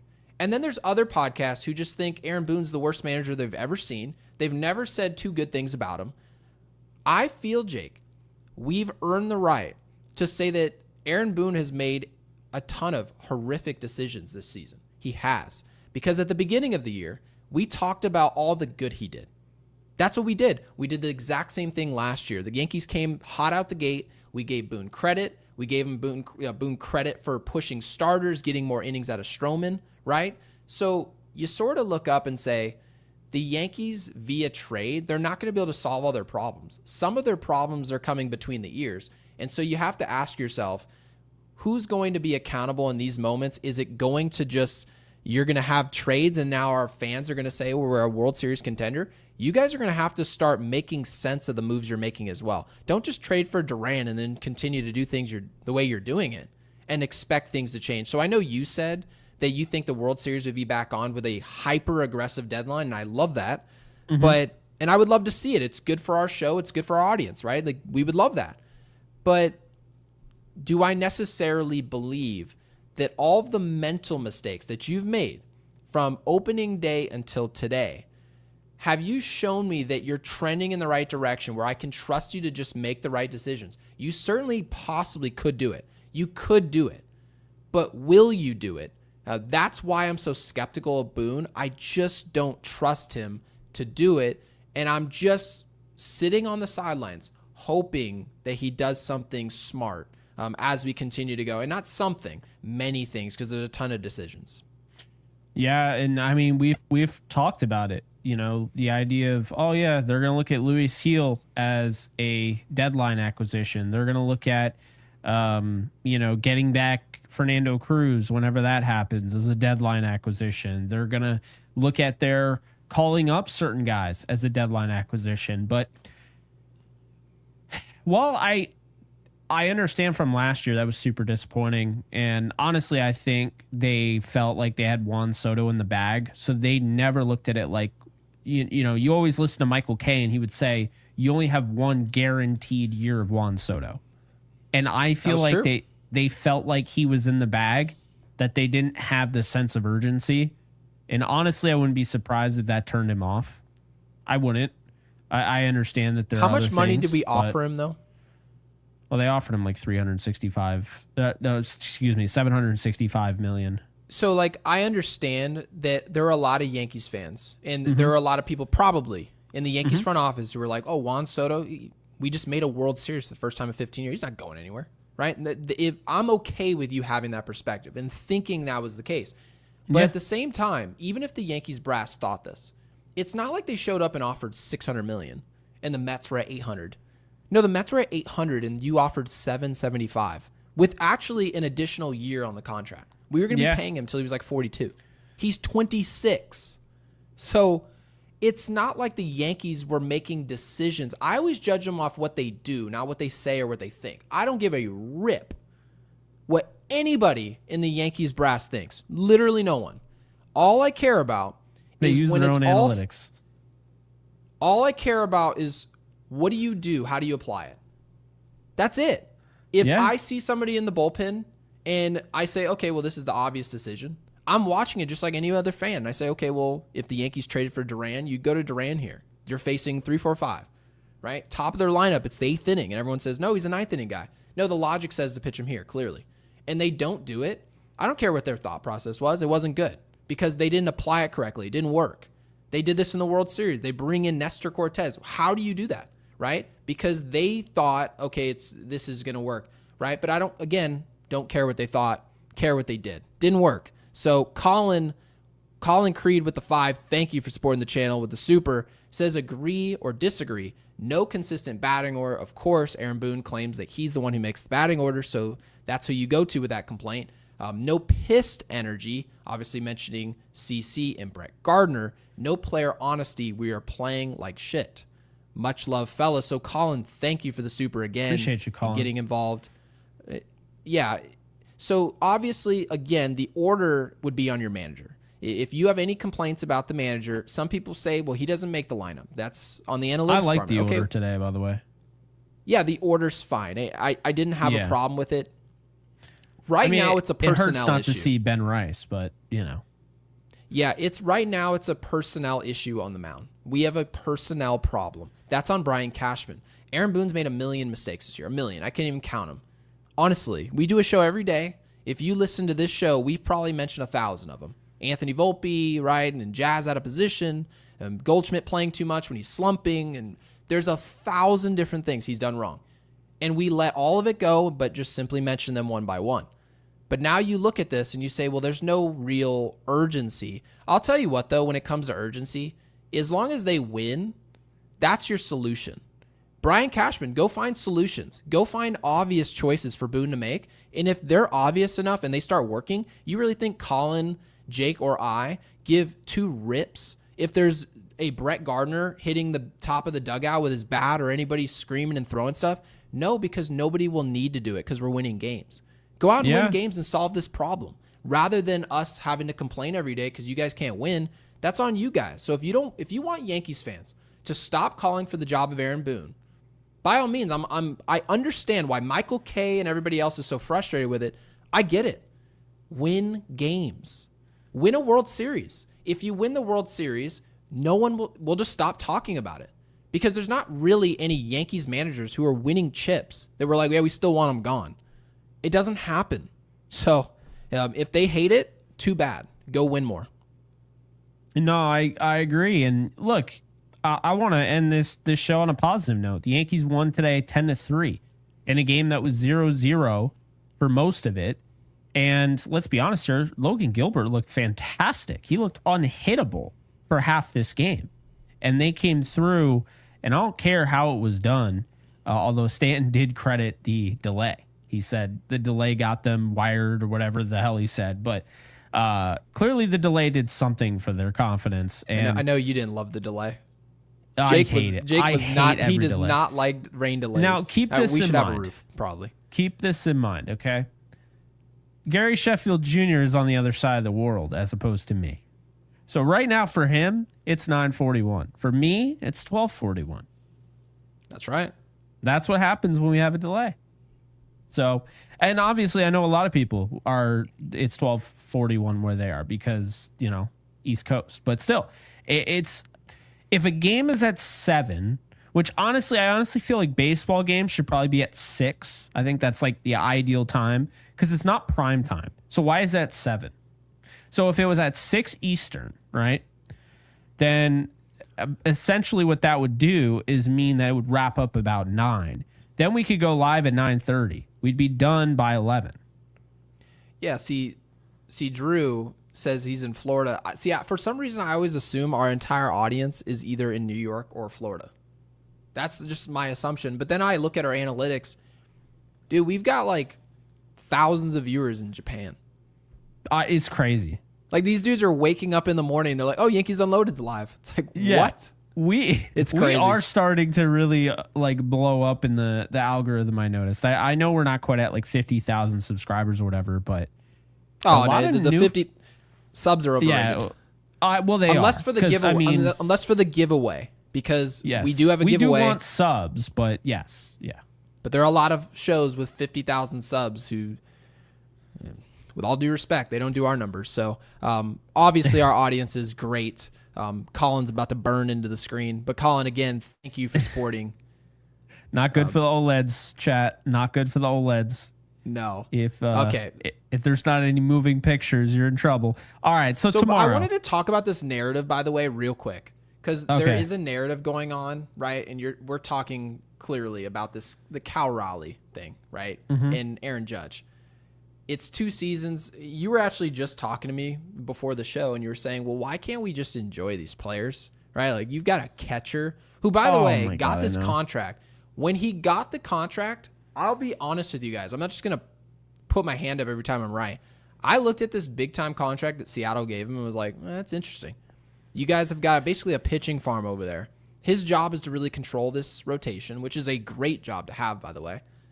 And I think the bat is good. I don't love it. I'm not in love with it.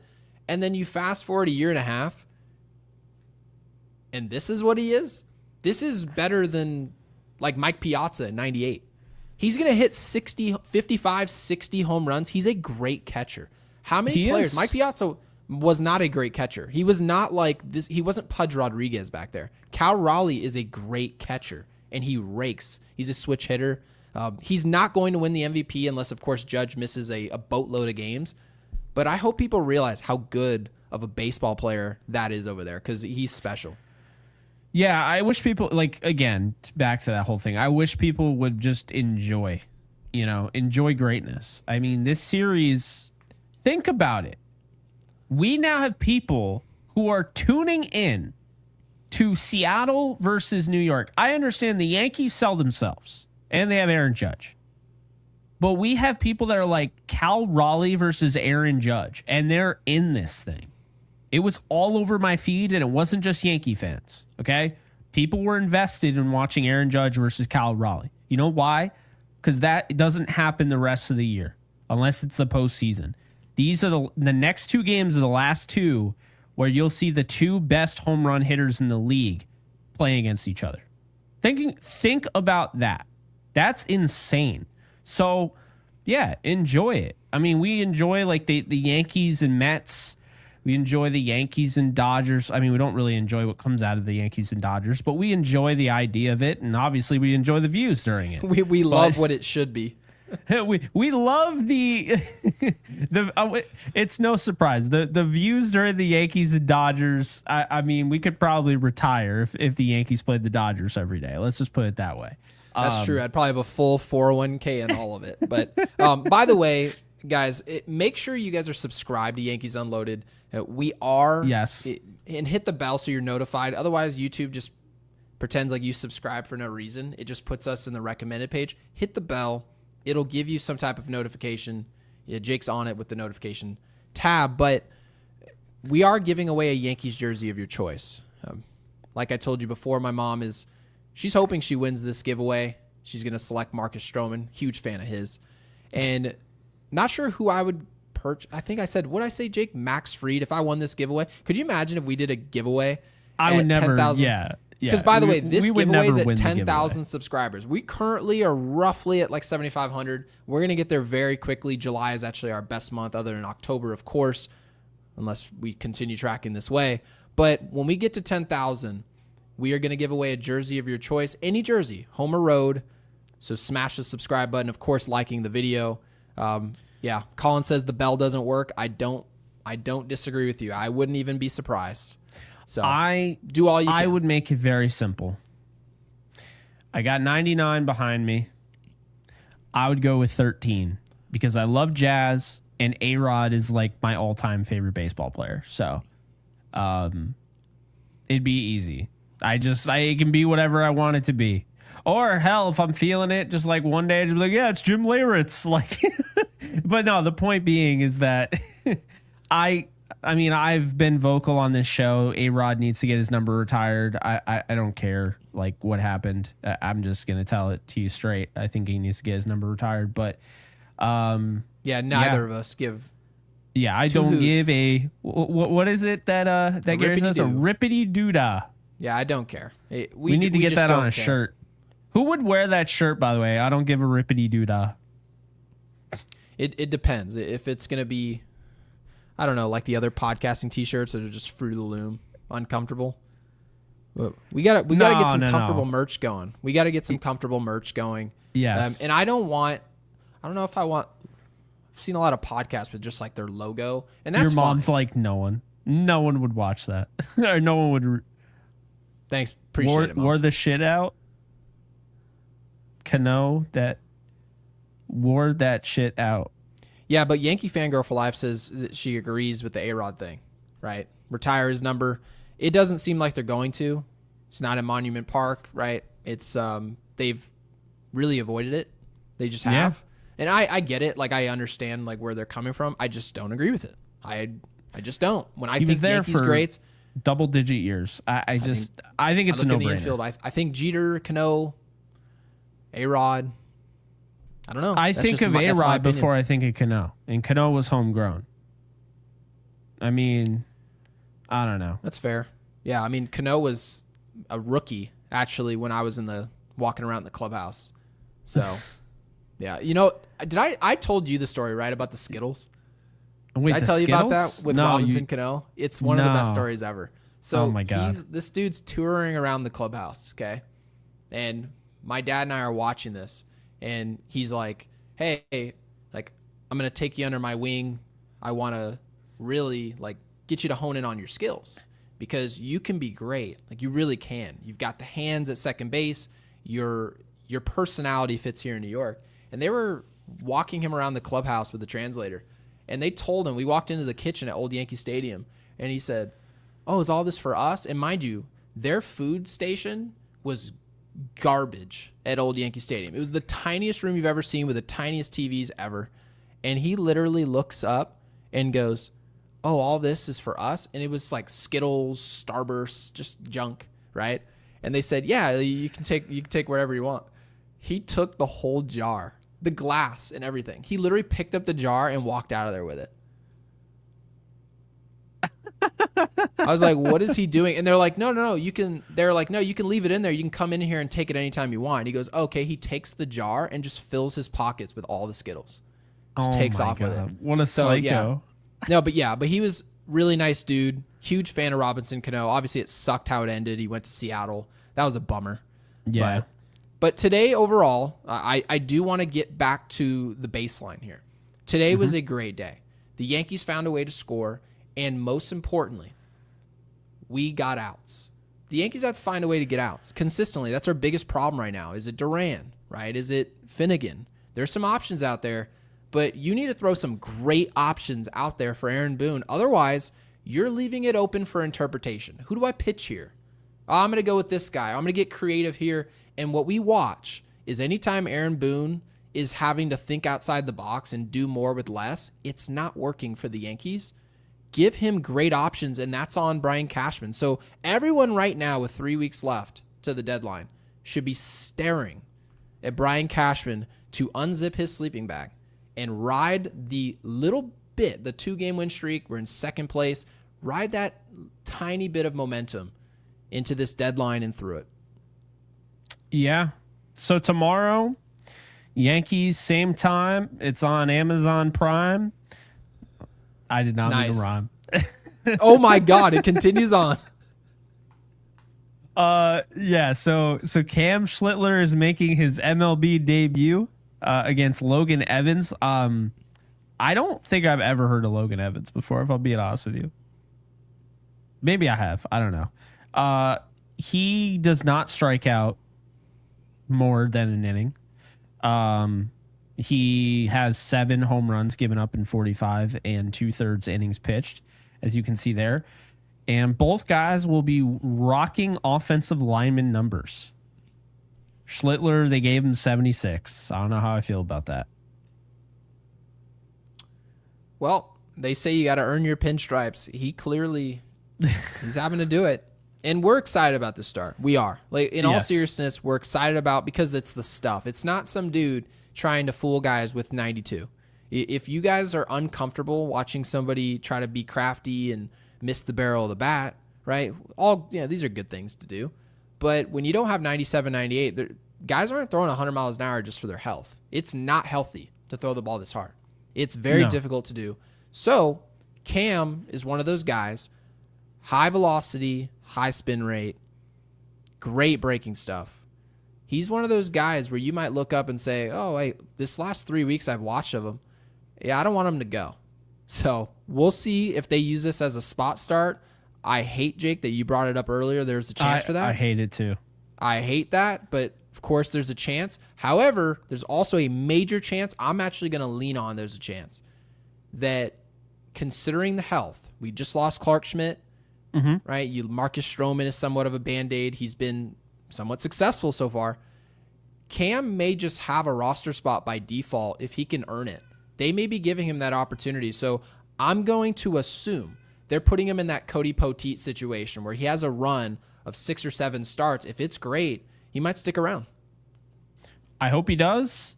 Now, let's get these 2 super chats, and then I got 2 things I want to make sure I get through. All right.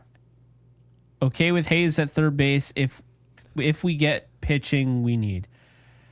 Devin, appreciate the 2. I'm going to push back here. I'm really not okay with Hayes at third base because I don't want to give up like prospects that it would take to get Hayes. What was his contract again, by the way? How much is he being paid? It's like it's less than Aaron Hicks. It's like Aaron Hicks's deal, but like minus a year. Or no, it's Aaron Hicks' deal, but it's adding a year. So instead of it was 7 for $70 million, it's like 8 for 70 or 9 for 80 or whatever. Let me ask you guys this. Mind you, we're planning on, if Hayes comes through the door, that means we made a trade, right? Like being literal here. Mm-hmm. Would you guys take Hayes from Pittsburgh for free if you have to pay him that money? I wouldn't. I'm not paying Hayes that type of $70 million. I'm not paying him that type of money to be a possible solution. He's a possible solution. He's not a player you bring in and go, oh yeah, Hayes is, he just came through the door and we know what he can do. No, we know it is possible for him to do. But we know what he's great at. Great glove, great arm. All that is good. Awesome. But what about the bat? He's hitting 244. That's not great. So why would I bring something in like that when I can just bring in a player like Nolan Arenado? He's not even getting on base. Again, another player I don't want. But you might as well, if you're going to bring in a player who's hitting 240 with a great glove, why wouldn't you bring in a player who's at least done it before? So, again, 2 players I don't want. But I understand. I think Devin, he's trying to prioritize arms, which is the main takeaway there. Yeah, and he didn't know he was owed that much. So he just put that in the comment section. Like, all right, I'm out. I thought he was cheap. I love that because I do the same thing. We've done the same thing on this. Like, I was just like, well, my colossal mess up when I was just like, oh yeah, Mark Pryor, he's short. No, he's 6'5", you dingus. No, he literally could play shooting. He can be the shooting guard of the Phoenix Suns. Oh my God, so funny. But Apex, appreciate you as always. Boone sounded so passionate defending Volpe. Yeah, I'm telling you, that is Boone's guy. It might not be Brian Cashman's guy, and that's what I'm holding out for. Or if Volpe wants to turn his shit around and actually be a really good player, by all means, I'll keep him as long as he does that. But you have brought up, and you brought it to my attention 3 shows ago, I believe, when you talked about how he's now into arbitration next year. Mm-hmm. Now we're talking money, and I just can't justify paying him at all. Like, And I mean, it sucks. Volpe will be a millionaire next year, by the way. If he's a Yankee in 2026, he will be making millions of dollars to play for the Yankees. That's a true statement. And I always hate pocket watching or anything like that, but you make it really difficult for me to stop doing it. When you tell me we have a budget, if we have a $300 million budget, why would I bring a player who's low performing that now I have to give him millions of dollars to come do the same job, probably to the same degree? So the arbitration thing is not that if arbitration, let's just say we had another year of this same contract, I still probably pull the plug, but certainly if it's going to cost me $4 million next year, I think it's an easy decision. I'm telling you right now, JC Escar is getting traded at the deadline. Okay. I have a feeling that catcher. How about that? What? How about people in the comment section? I'm going to give the directions first, not in the live. You could drop it here if you'd want to, because I mean, certainly we'd love to read it, but drop it in the video after we're done live. Drop in the player that's currently on our roster that you think is going to be traded. Who do you think won't be here after the deadline? Because that's interesting. Do you think the Yankees and top prospects, anybody that you really think is a name? JC Escar is a name. He started some games for this team. I mean, he's the backup catcher, but I think he lost his backup catcher job because now Austin Wells is, starting to put the ball in the seats. And we talked about Escar starting to fall off a little bit, and he had those defensive mishaps. And Ben Rice has looked really good behind the plate, aside from a couple mishaps. So I could really see them trading. They're going to trade JC Escar because Rafael Flores is the real deal. And it's not even the reason why they're trading him, in my opinion, because I don't even think Flores is going to get called up to the show this year. I think it's that much confidence in Ben Rice. Okay. That's what I think. I actually agree with William Wallace. I think Spencer Jones is going to find himself traded. I do. God, I'd be so mad. And again, never has anything to do. Because sometimes you want to trade a player because you think he sucks. That's certainly possible, right? Grisham already traded. Right. So, right, you William see ELT. Wallace. Again, ELT in Japan. Welcome in. You see people saying, I want to trade Grisham. They're not talking about the production. They can read. They can read the numbers. The numbers are really good. However, you're talking about a positional surplus. Spencer Jones would be traded not because the Yankees don't think he can be great for them or really good, highly serviceable. It's not that. It's we're so insufficient at these other positions. How do we acquire the talent? How do we win these trades as far as negotiation, right? To get a trade done as opposed to being sent to another team. And so when you ask that question, how do we win the sweepstakes for a Suarez or for a Duran or a Finnegan or whatever player we want, right, on your wish list? Well, you have to give up things you really would rather not. You have to give up players that the other team they view as being a highly productive player so that you can essentially acquire those players. So, yeah, I just think Spencer Jones, when you look at where he is positionally, it's another outfielder. Do the Yankees really have a spot? You've got Dominguez. You've got Cody Bellinger probably next year. You've got Aaron Judge.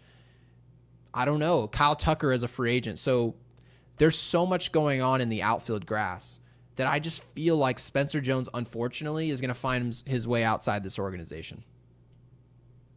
I think they're going to hang on to him. I think they hang on to him. I think they actually are able to make some moves and they don't trade Jones. I feel like they're going to trade Reggio. I think they're going to take advantage of the guys that are like really like raking right now. Like for instance, Arias, who next year would be Rule 5 eligible, right? He's still in single A, but now he's on a tear. They're going to trade him. They're going to trade Reggio. I hope they don't trade Reggio, but they're going to have to trade players, right? And I think they're going to trade Lelane for sure. And I think Carlos LaGrange and maybe Ben Hess, those are like the two pitchers that I think that they're going to part with. Because I told you how I felt. I like Ben Hess and I like Cunningham, but I think Cunningham has a higher ceiling than Ben Hess does. I think Ben Hess was more of the safer pick, but I think Cunningham can be a better prospect. And Baseball America actually has him rated quite a bit higher than Ben Hess. So it'll be interesting. And, we do have Drew Thorpe in here, not to be confused with Drew Thorpe from the Yankees, who was traded in the Juan Soto deal. But I see it every time. Yeah, it's so funny. But Drew knows something.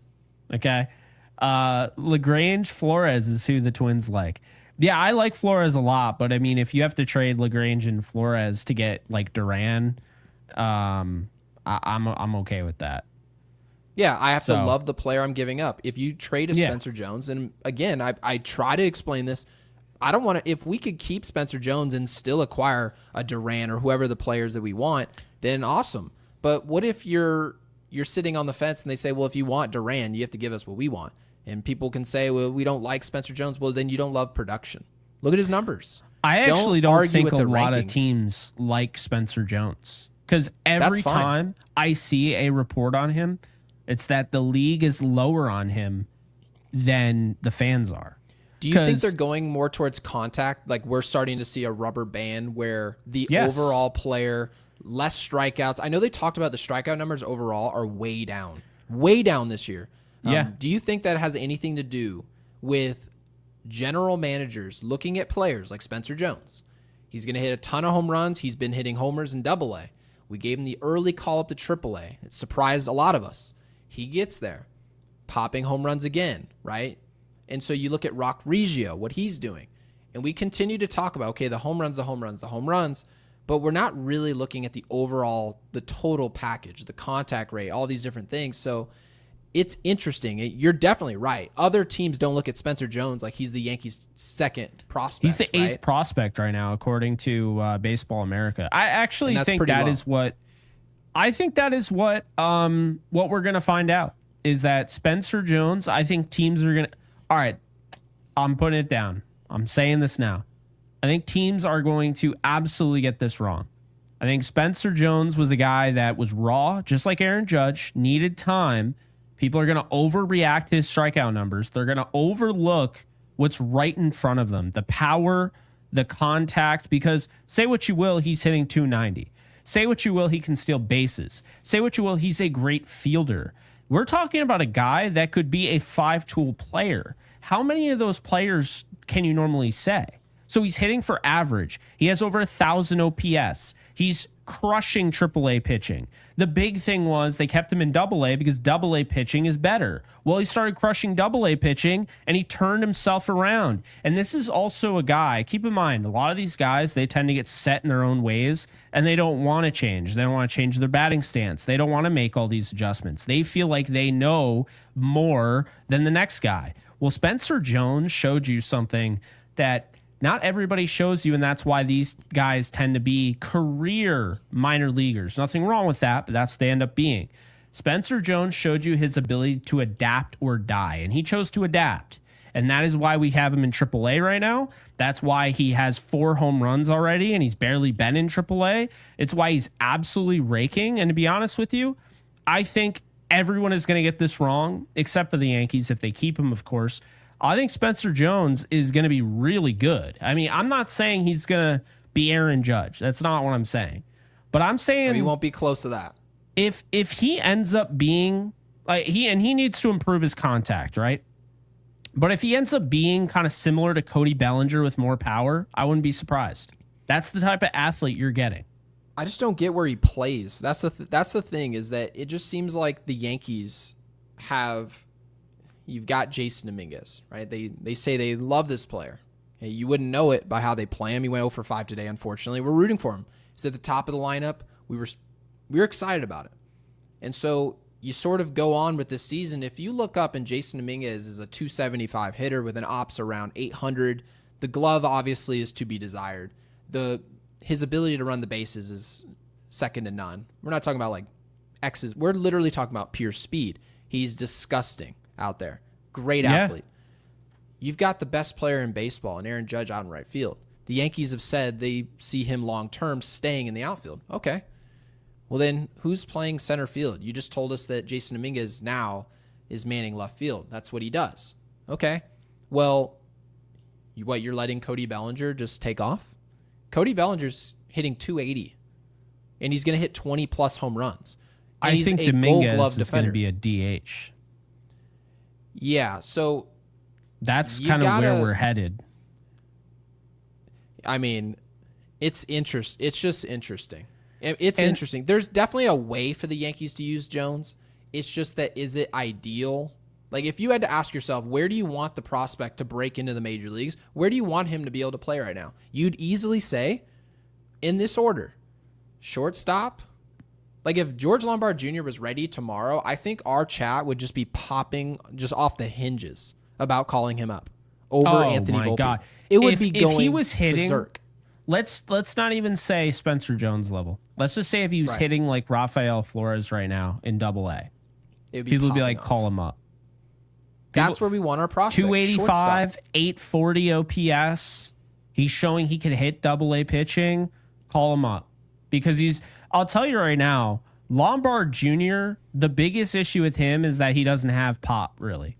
That's what we're seeing. But you know what? I don't really care. And I feel like that can be added with time. He's going to grow into his frame. He's 20. He's going to be more filled out over the course of time. He's going to get into an MLB weight room, a lot different than the minors. So I'm not too worried about that. And let's say he never gets the pop. He's still going to be a guy that can slug. He's still going to hit it in the gap. He's still incredibly athletic.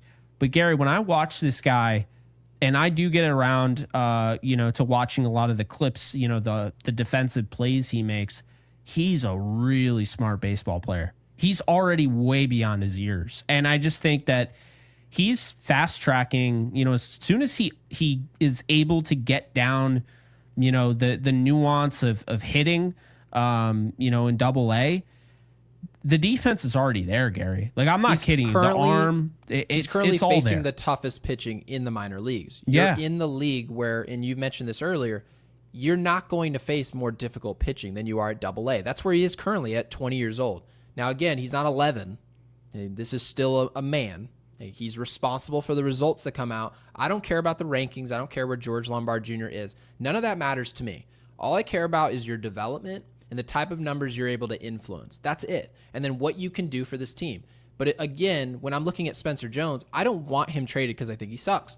I think he's a good player. I do. And I think he's going to be a good big leaguer, or at the very least can be. But when I look at where I want players to be coming out of this system, where I'm going to choose for players to be young versus veterans, and who I'm going to trade as far as surplus goes, I've got a surplus in the outfield. I don't like my shortstop. I want him gone. I don't want him here. We don't have a third baseman. Our second baseman is Jazz Chisholm, or at the very least should be, and he just became our second baseman again. And Ben Rice should be our first baseman next year. So there you have it. And this is, I love that Drew brings this up, because this is a reminder that Spencer Jones, all of a sudden, his ascension, it makes a lot of sense. We see this. I think a lot of people forget what COVID did to the minor leagues. So he did have his Did first this to year college wiped out. baseball as well. College baseball, there was kids redshirting. It was a Development nightmare. was behind. Yeah. But the Tommy John, because he was a two-way player, and he had to get Tommy John and decided to just focus on hitting, and he became an outfielder.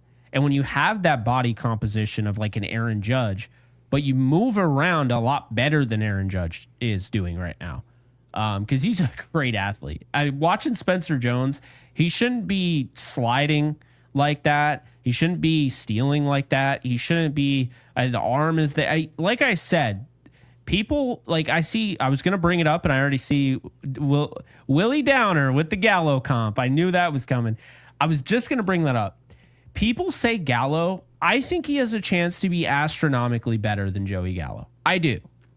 And again, what is astronomically? You do have to put your money where your mouth is, because everybody, like, Joey Gallo didn't end up as good as he thought he should be. That's the thing, is that Joey Gallo eventually failed.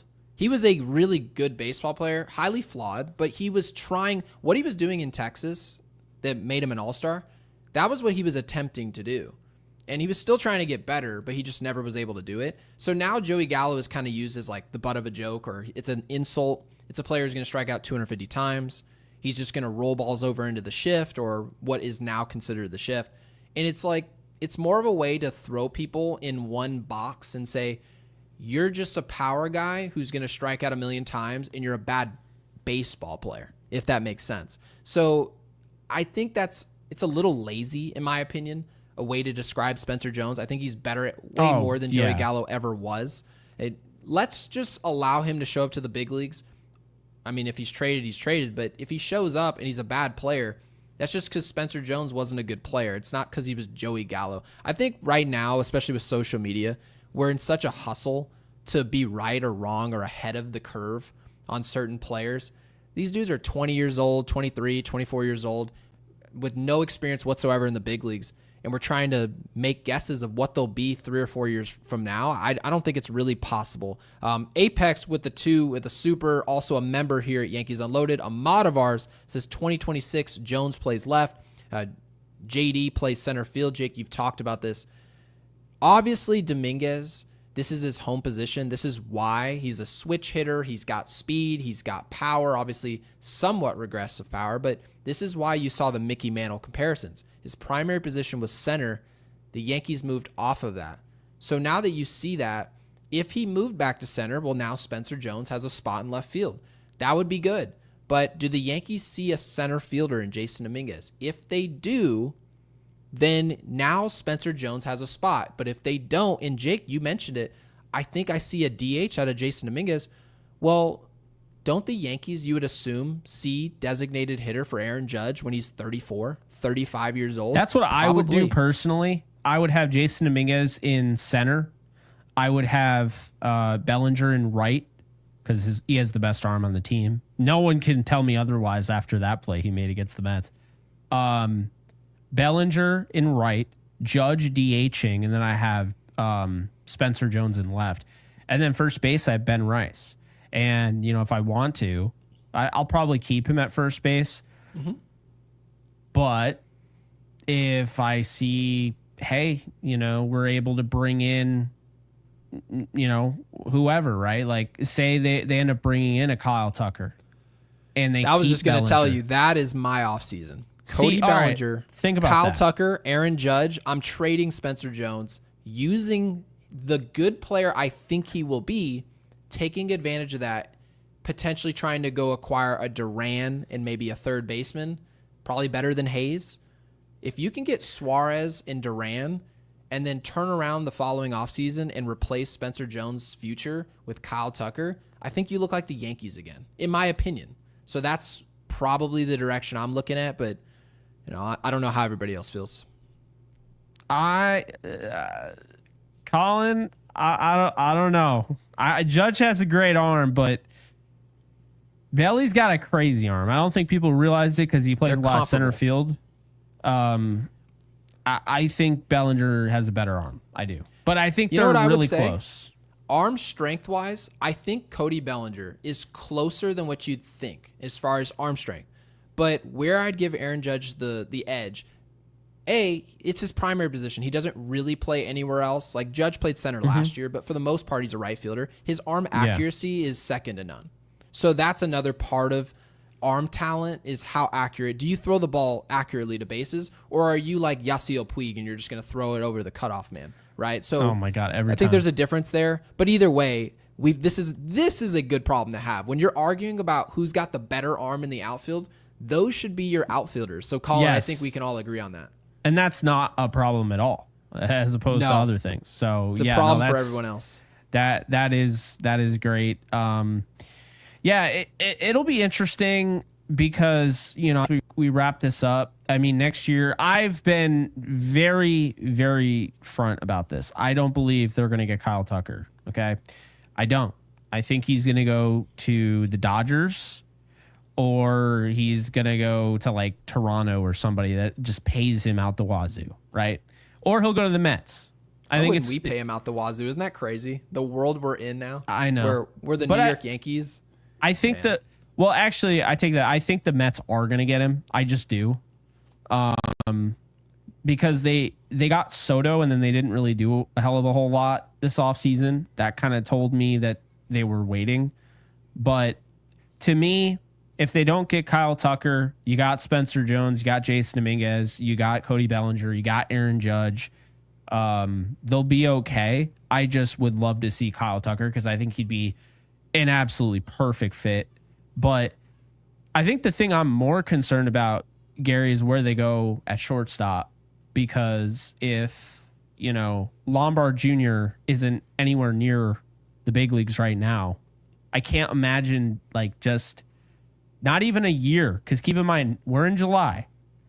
So you're telling me he'll be ready to be the starting shortstop of the New York Yankees in April? I don't think so. And I'm a realist here. I just don't see that. So I think IKF stopgap again. We bring in. Could you imagine social media? Which, by the way, there would be a lot of people happy. It'd probably be Willie Castillo or Willie Castro.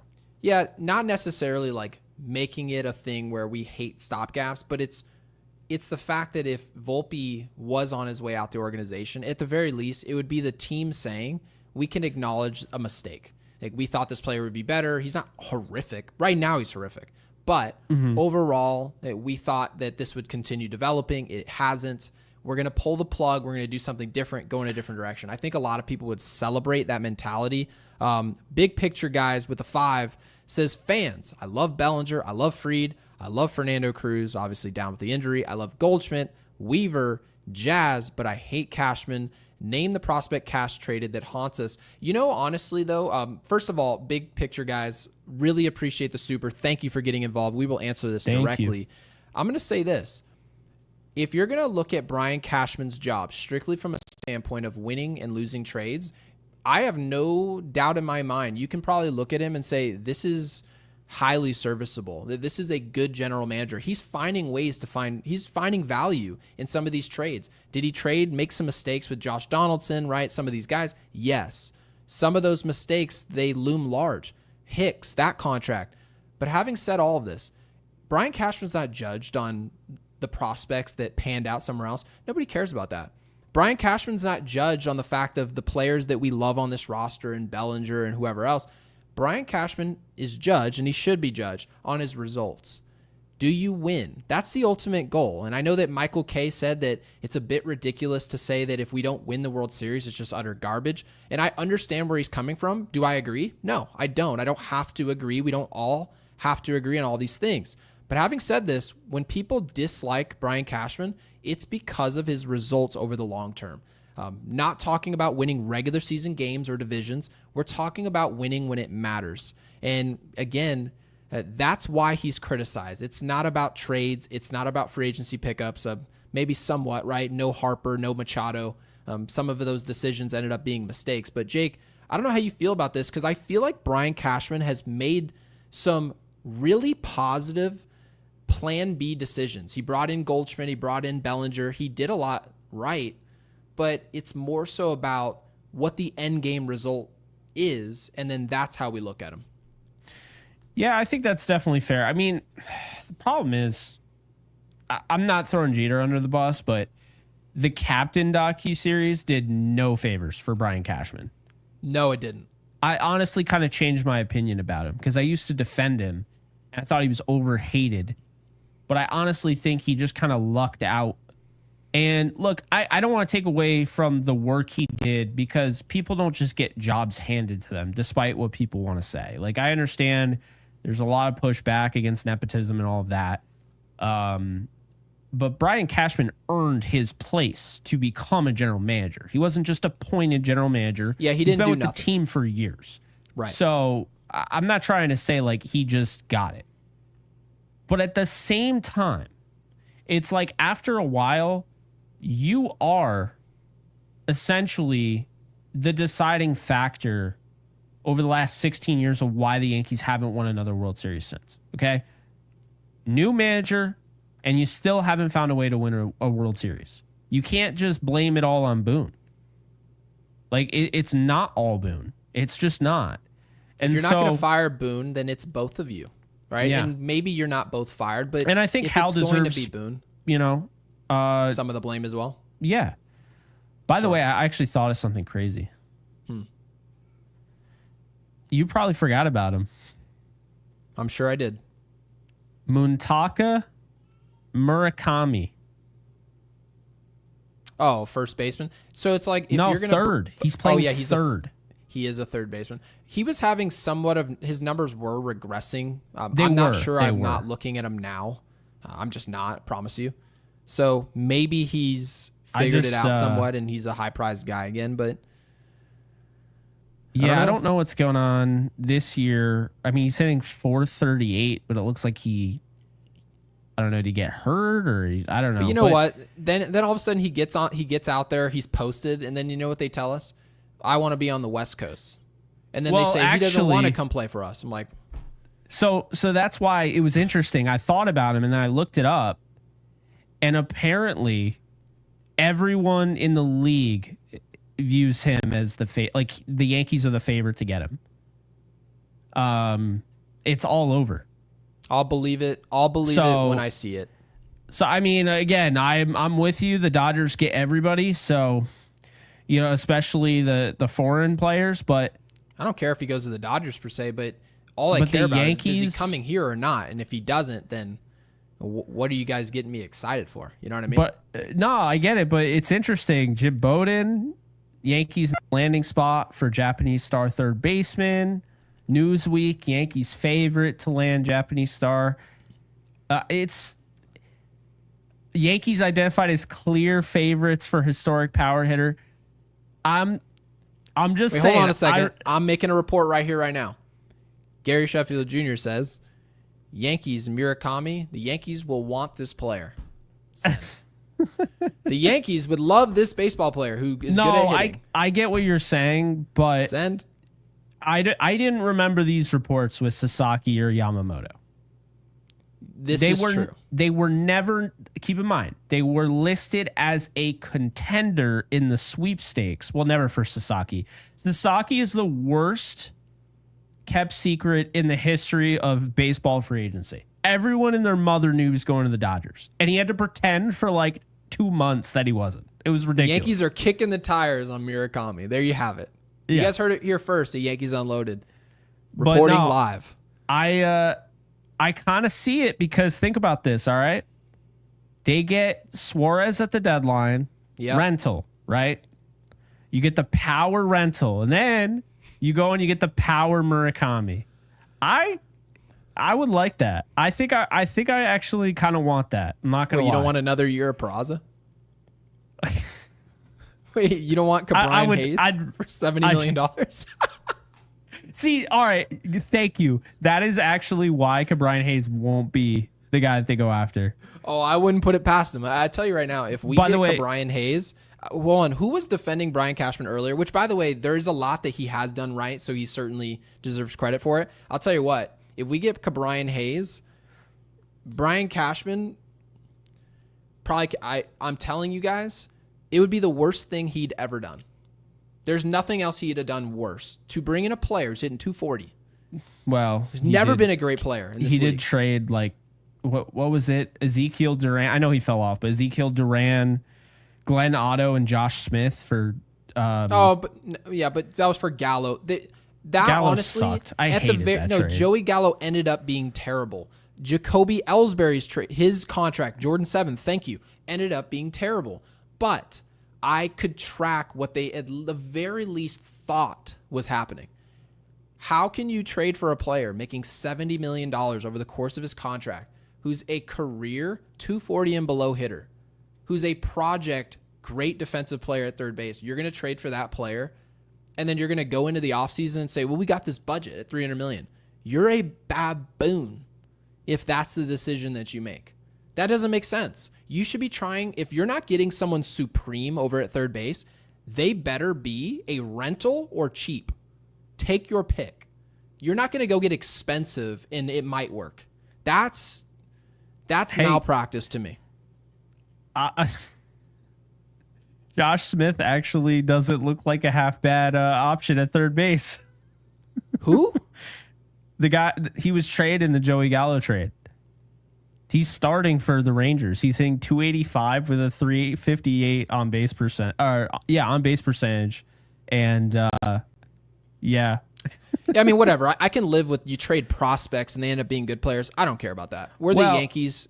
We can just pay players. I'm with you on that, except I hated the Gallo trade when it happened. After, like, I hated it. And Josh Smith is 27, and he's actually hitting well. So, yeah, It's true. Josh Smith could actually be an option because, like, aren't the Rangers out of it? The Rangers are gonna like sell, right? I haven't heard that they're selling. I have no idea. Right, DeGrom. They should be selling. Okay, I mean, DeGrom. like, I'm not gonna sit here and say that like the Savant page will blow you away, but actually, is Josh Smith playing shortstop? Oh my God. Send Volpe to Texas right now. I'll take Josh Smith back. Yeah, then we'll have Yankees accounts saying, hey, you see what Volpe's doing? He hit 2 home runs this weekend. I don't care. I promise you I'll be getting those. What do I bet you in the future? You guys don't tag me in it. I'll block you. They're gonna tag us in posts saying Anthony Volpe hit a game-tying home run in the 8th inning for this random team. And they're saying the Yankees fans are sick. No, we're not.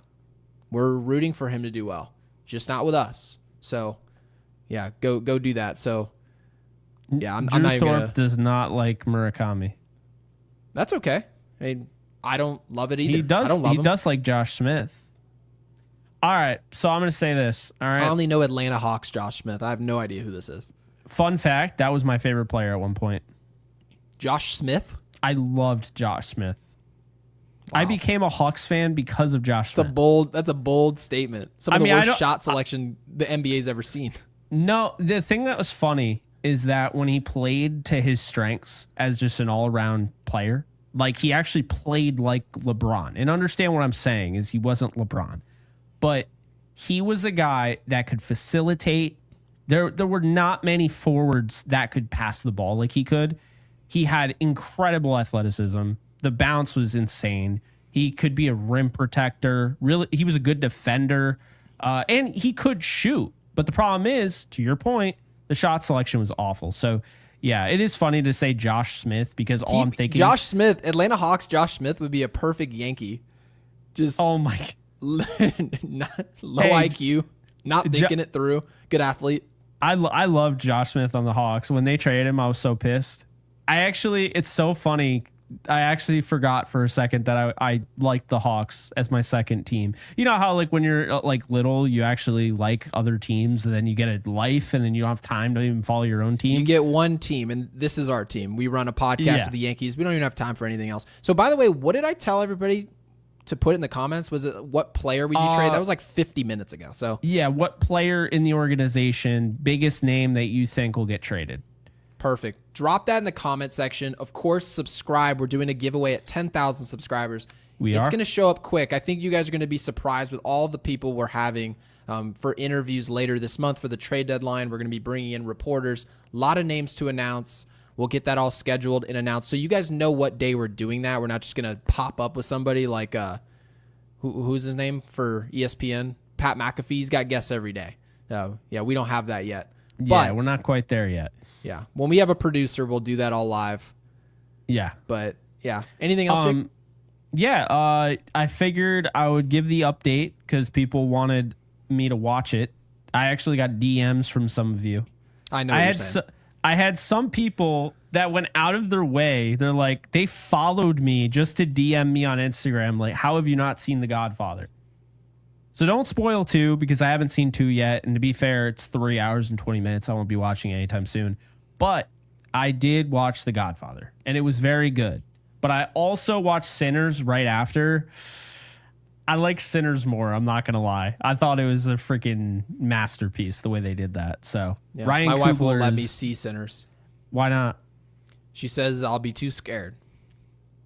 I don't think talk to her. Are you scared of vampires? No. Nope. I said I wanted to see it in theaters. Reality is she's too scared to see it. So, okay. Well, yeah. So either drop the player that you think will be traded. Like, honestly, the player on the Yankees roster or farm system you think will be gone. Don't tell us just the players you think suck. Don't do that. The players you think are expendable that the Yankees will deal for whichever player. And maybe if you feel like it, spoiler, Italians, drop Sinners in the comment section. Why not? or The Godfather. Or The Godfather. Anything else? Thank you, Alex. Your mom hasn't seen The Godfather. My mom was watching Desperate Housewives. She wasn't watching nothing. Hey, that's a pretty decent show. At least it's a great show, but it's a great show. But it's also very 2005. She put me on to Dexter. Obviously The Office. She watched that before I did. Yeah, so Gary, my mom's watched some good shows. You don't have to pay for it. Yeah. What do you mean I don't have to pay for it? HBO Max? No, I mean you don't have to. No, you don't have to buy it. Is what I mean. Like you know. So I just have to buy something, and then they allow me to not buy it with their service. Come pay our $20 a month, and you won't have to pay a red cent after paying for it already. You know what I meant. Services. I assumed you had HBO Max, so do you not? I know somebody. You know who I am? I'm a person who knows somebody with HBO Max, so I'll get it done. Get her done. All right. So next up on my watch list, whenever I have time, I'm going to watch Godfather Part 2. My father has gone on record telling me Part 2 is better than 1, and everyone tells me the third one is not worth watching. I'll still probably watch it at some point. But that is that.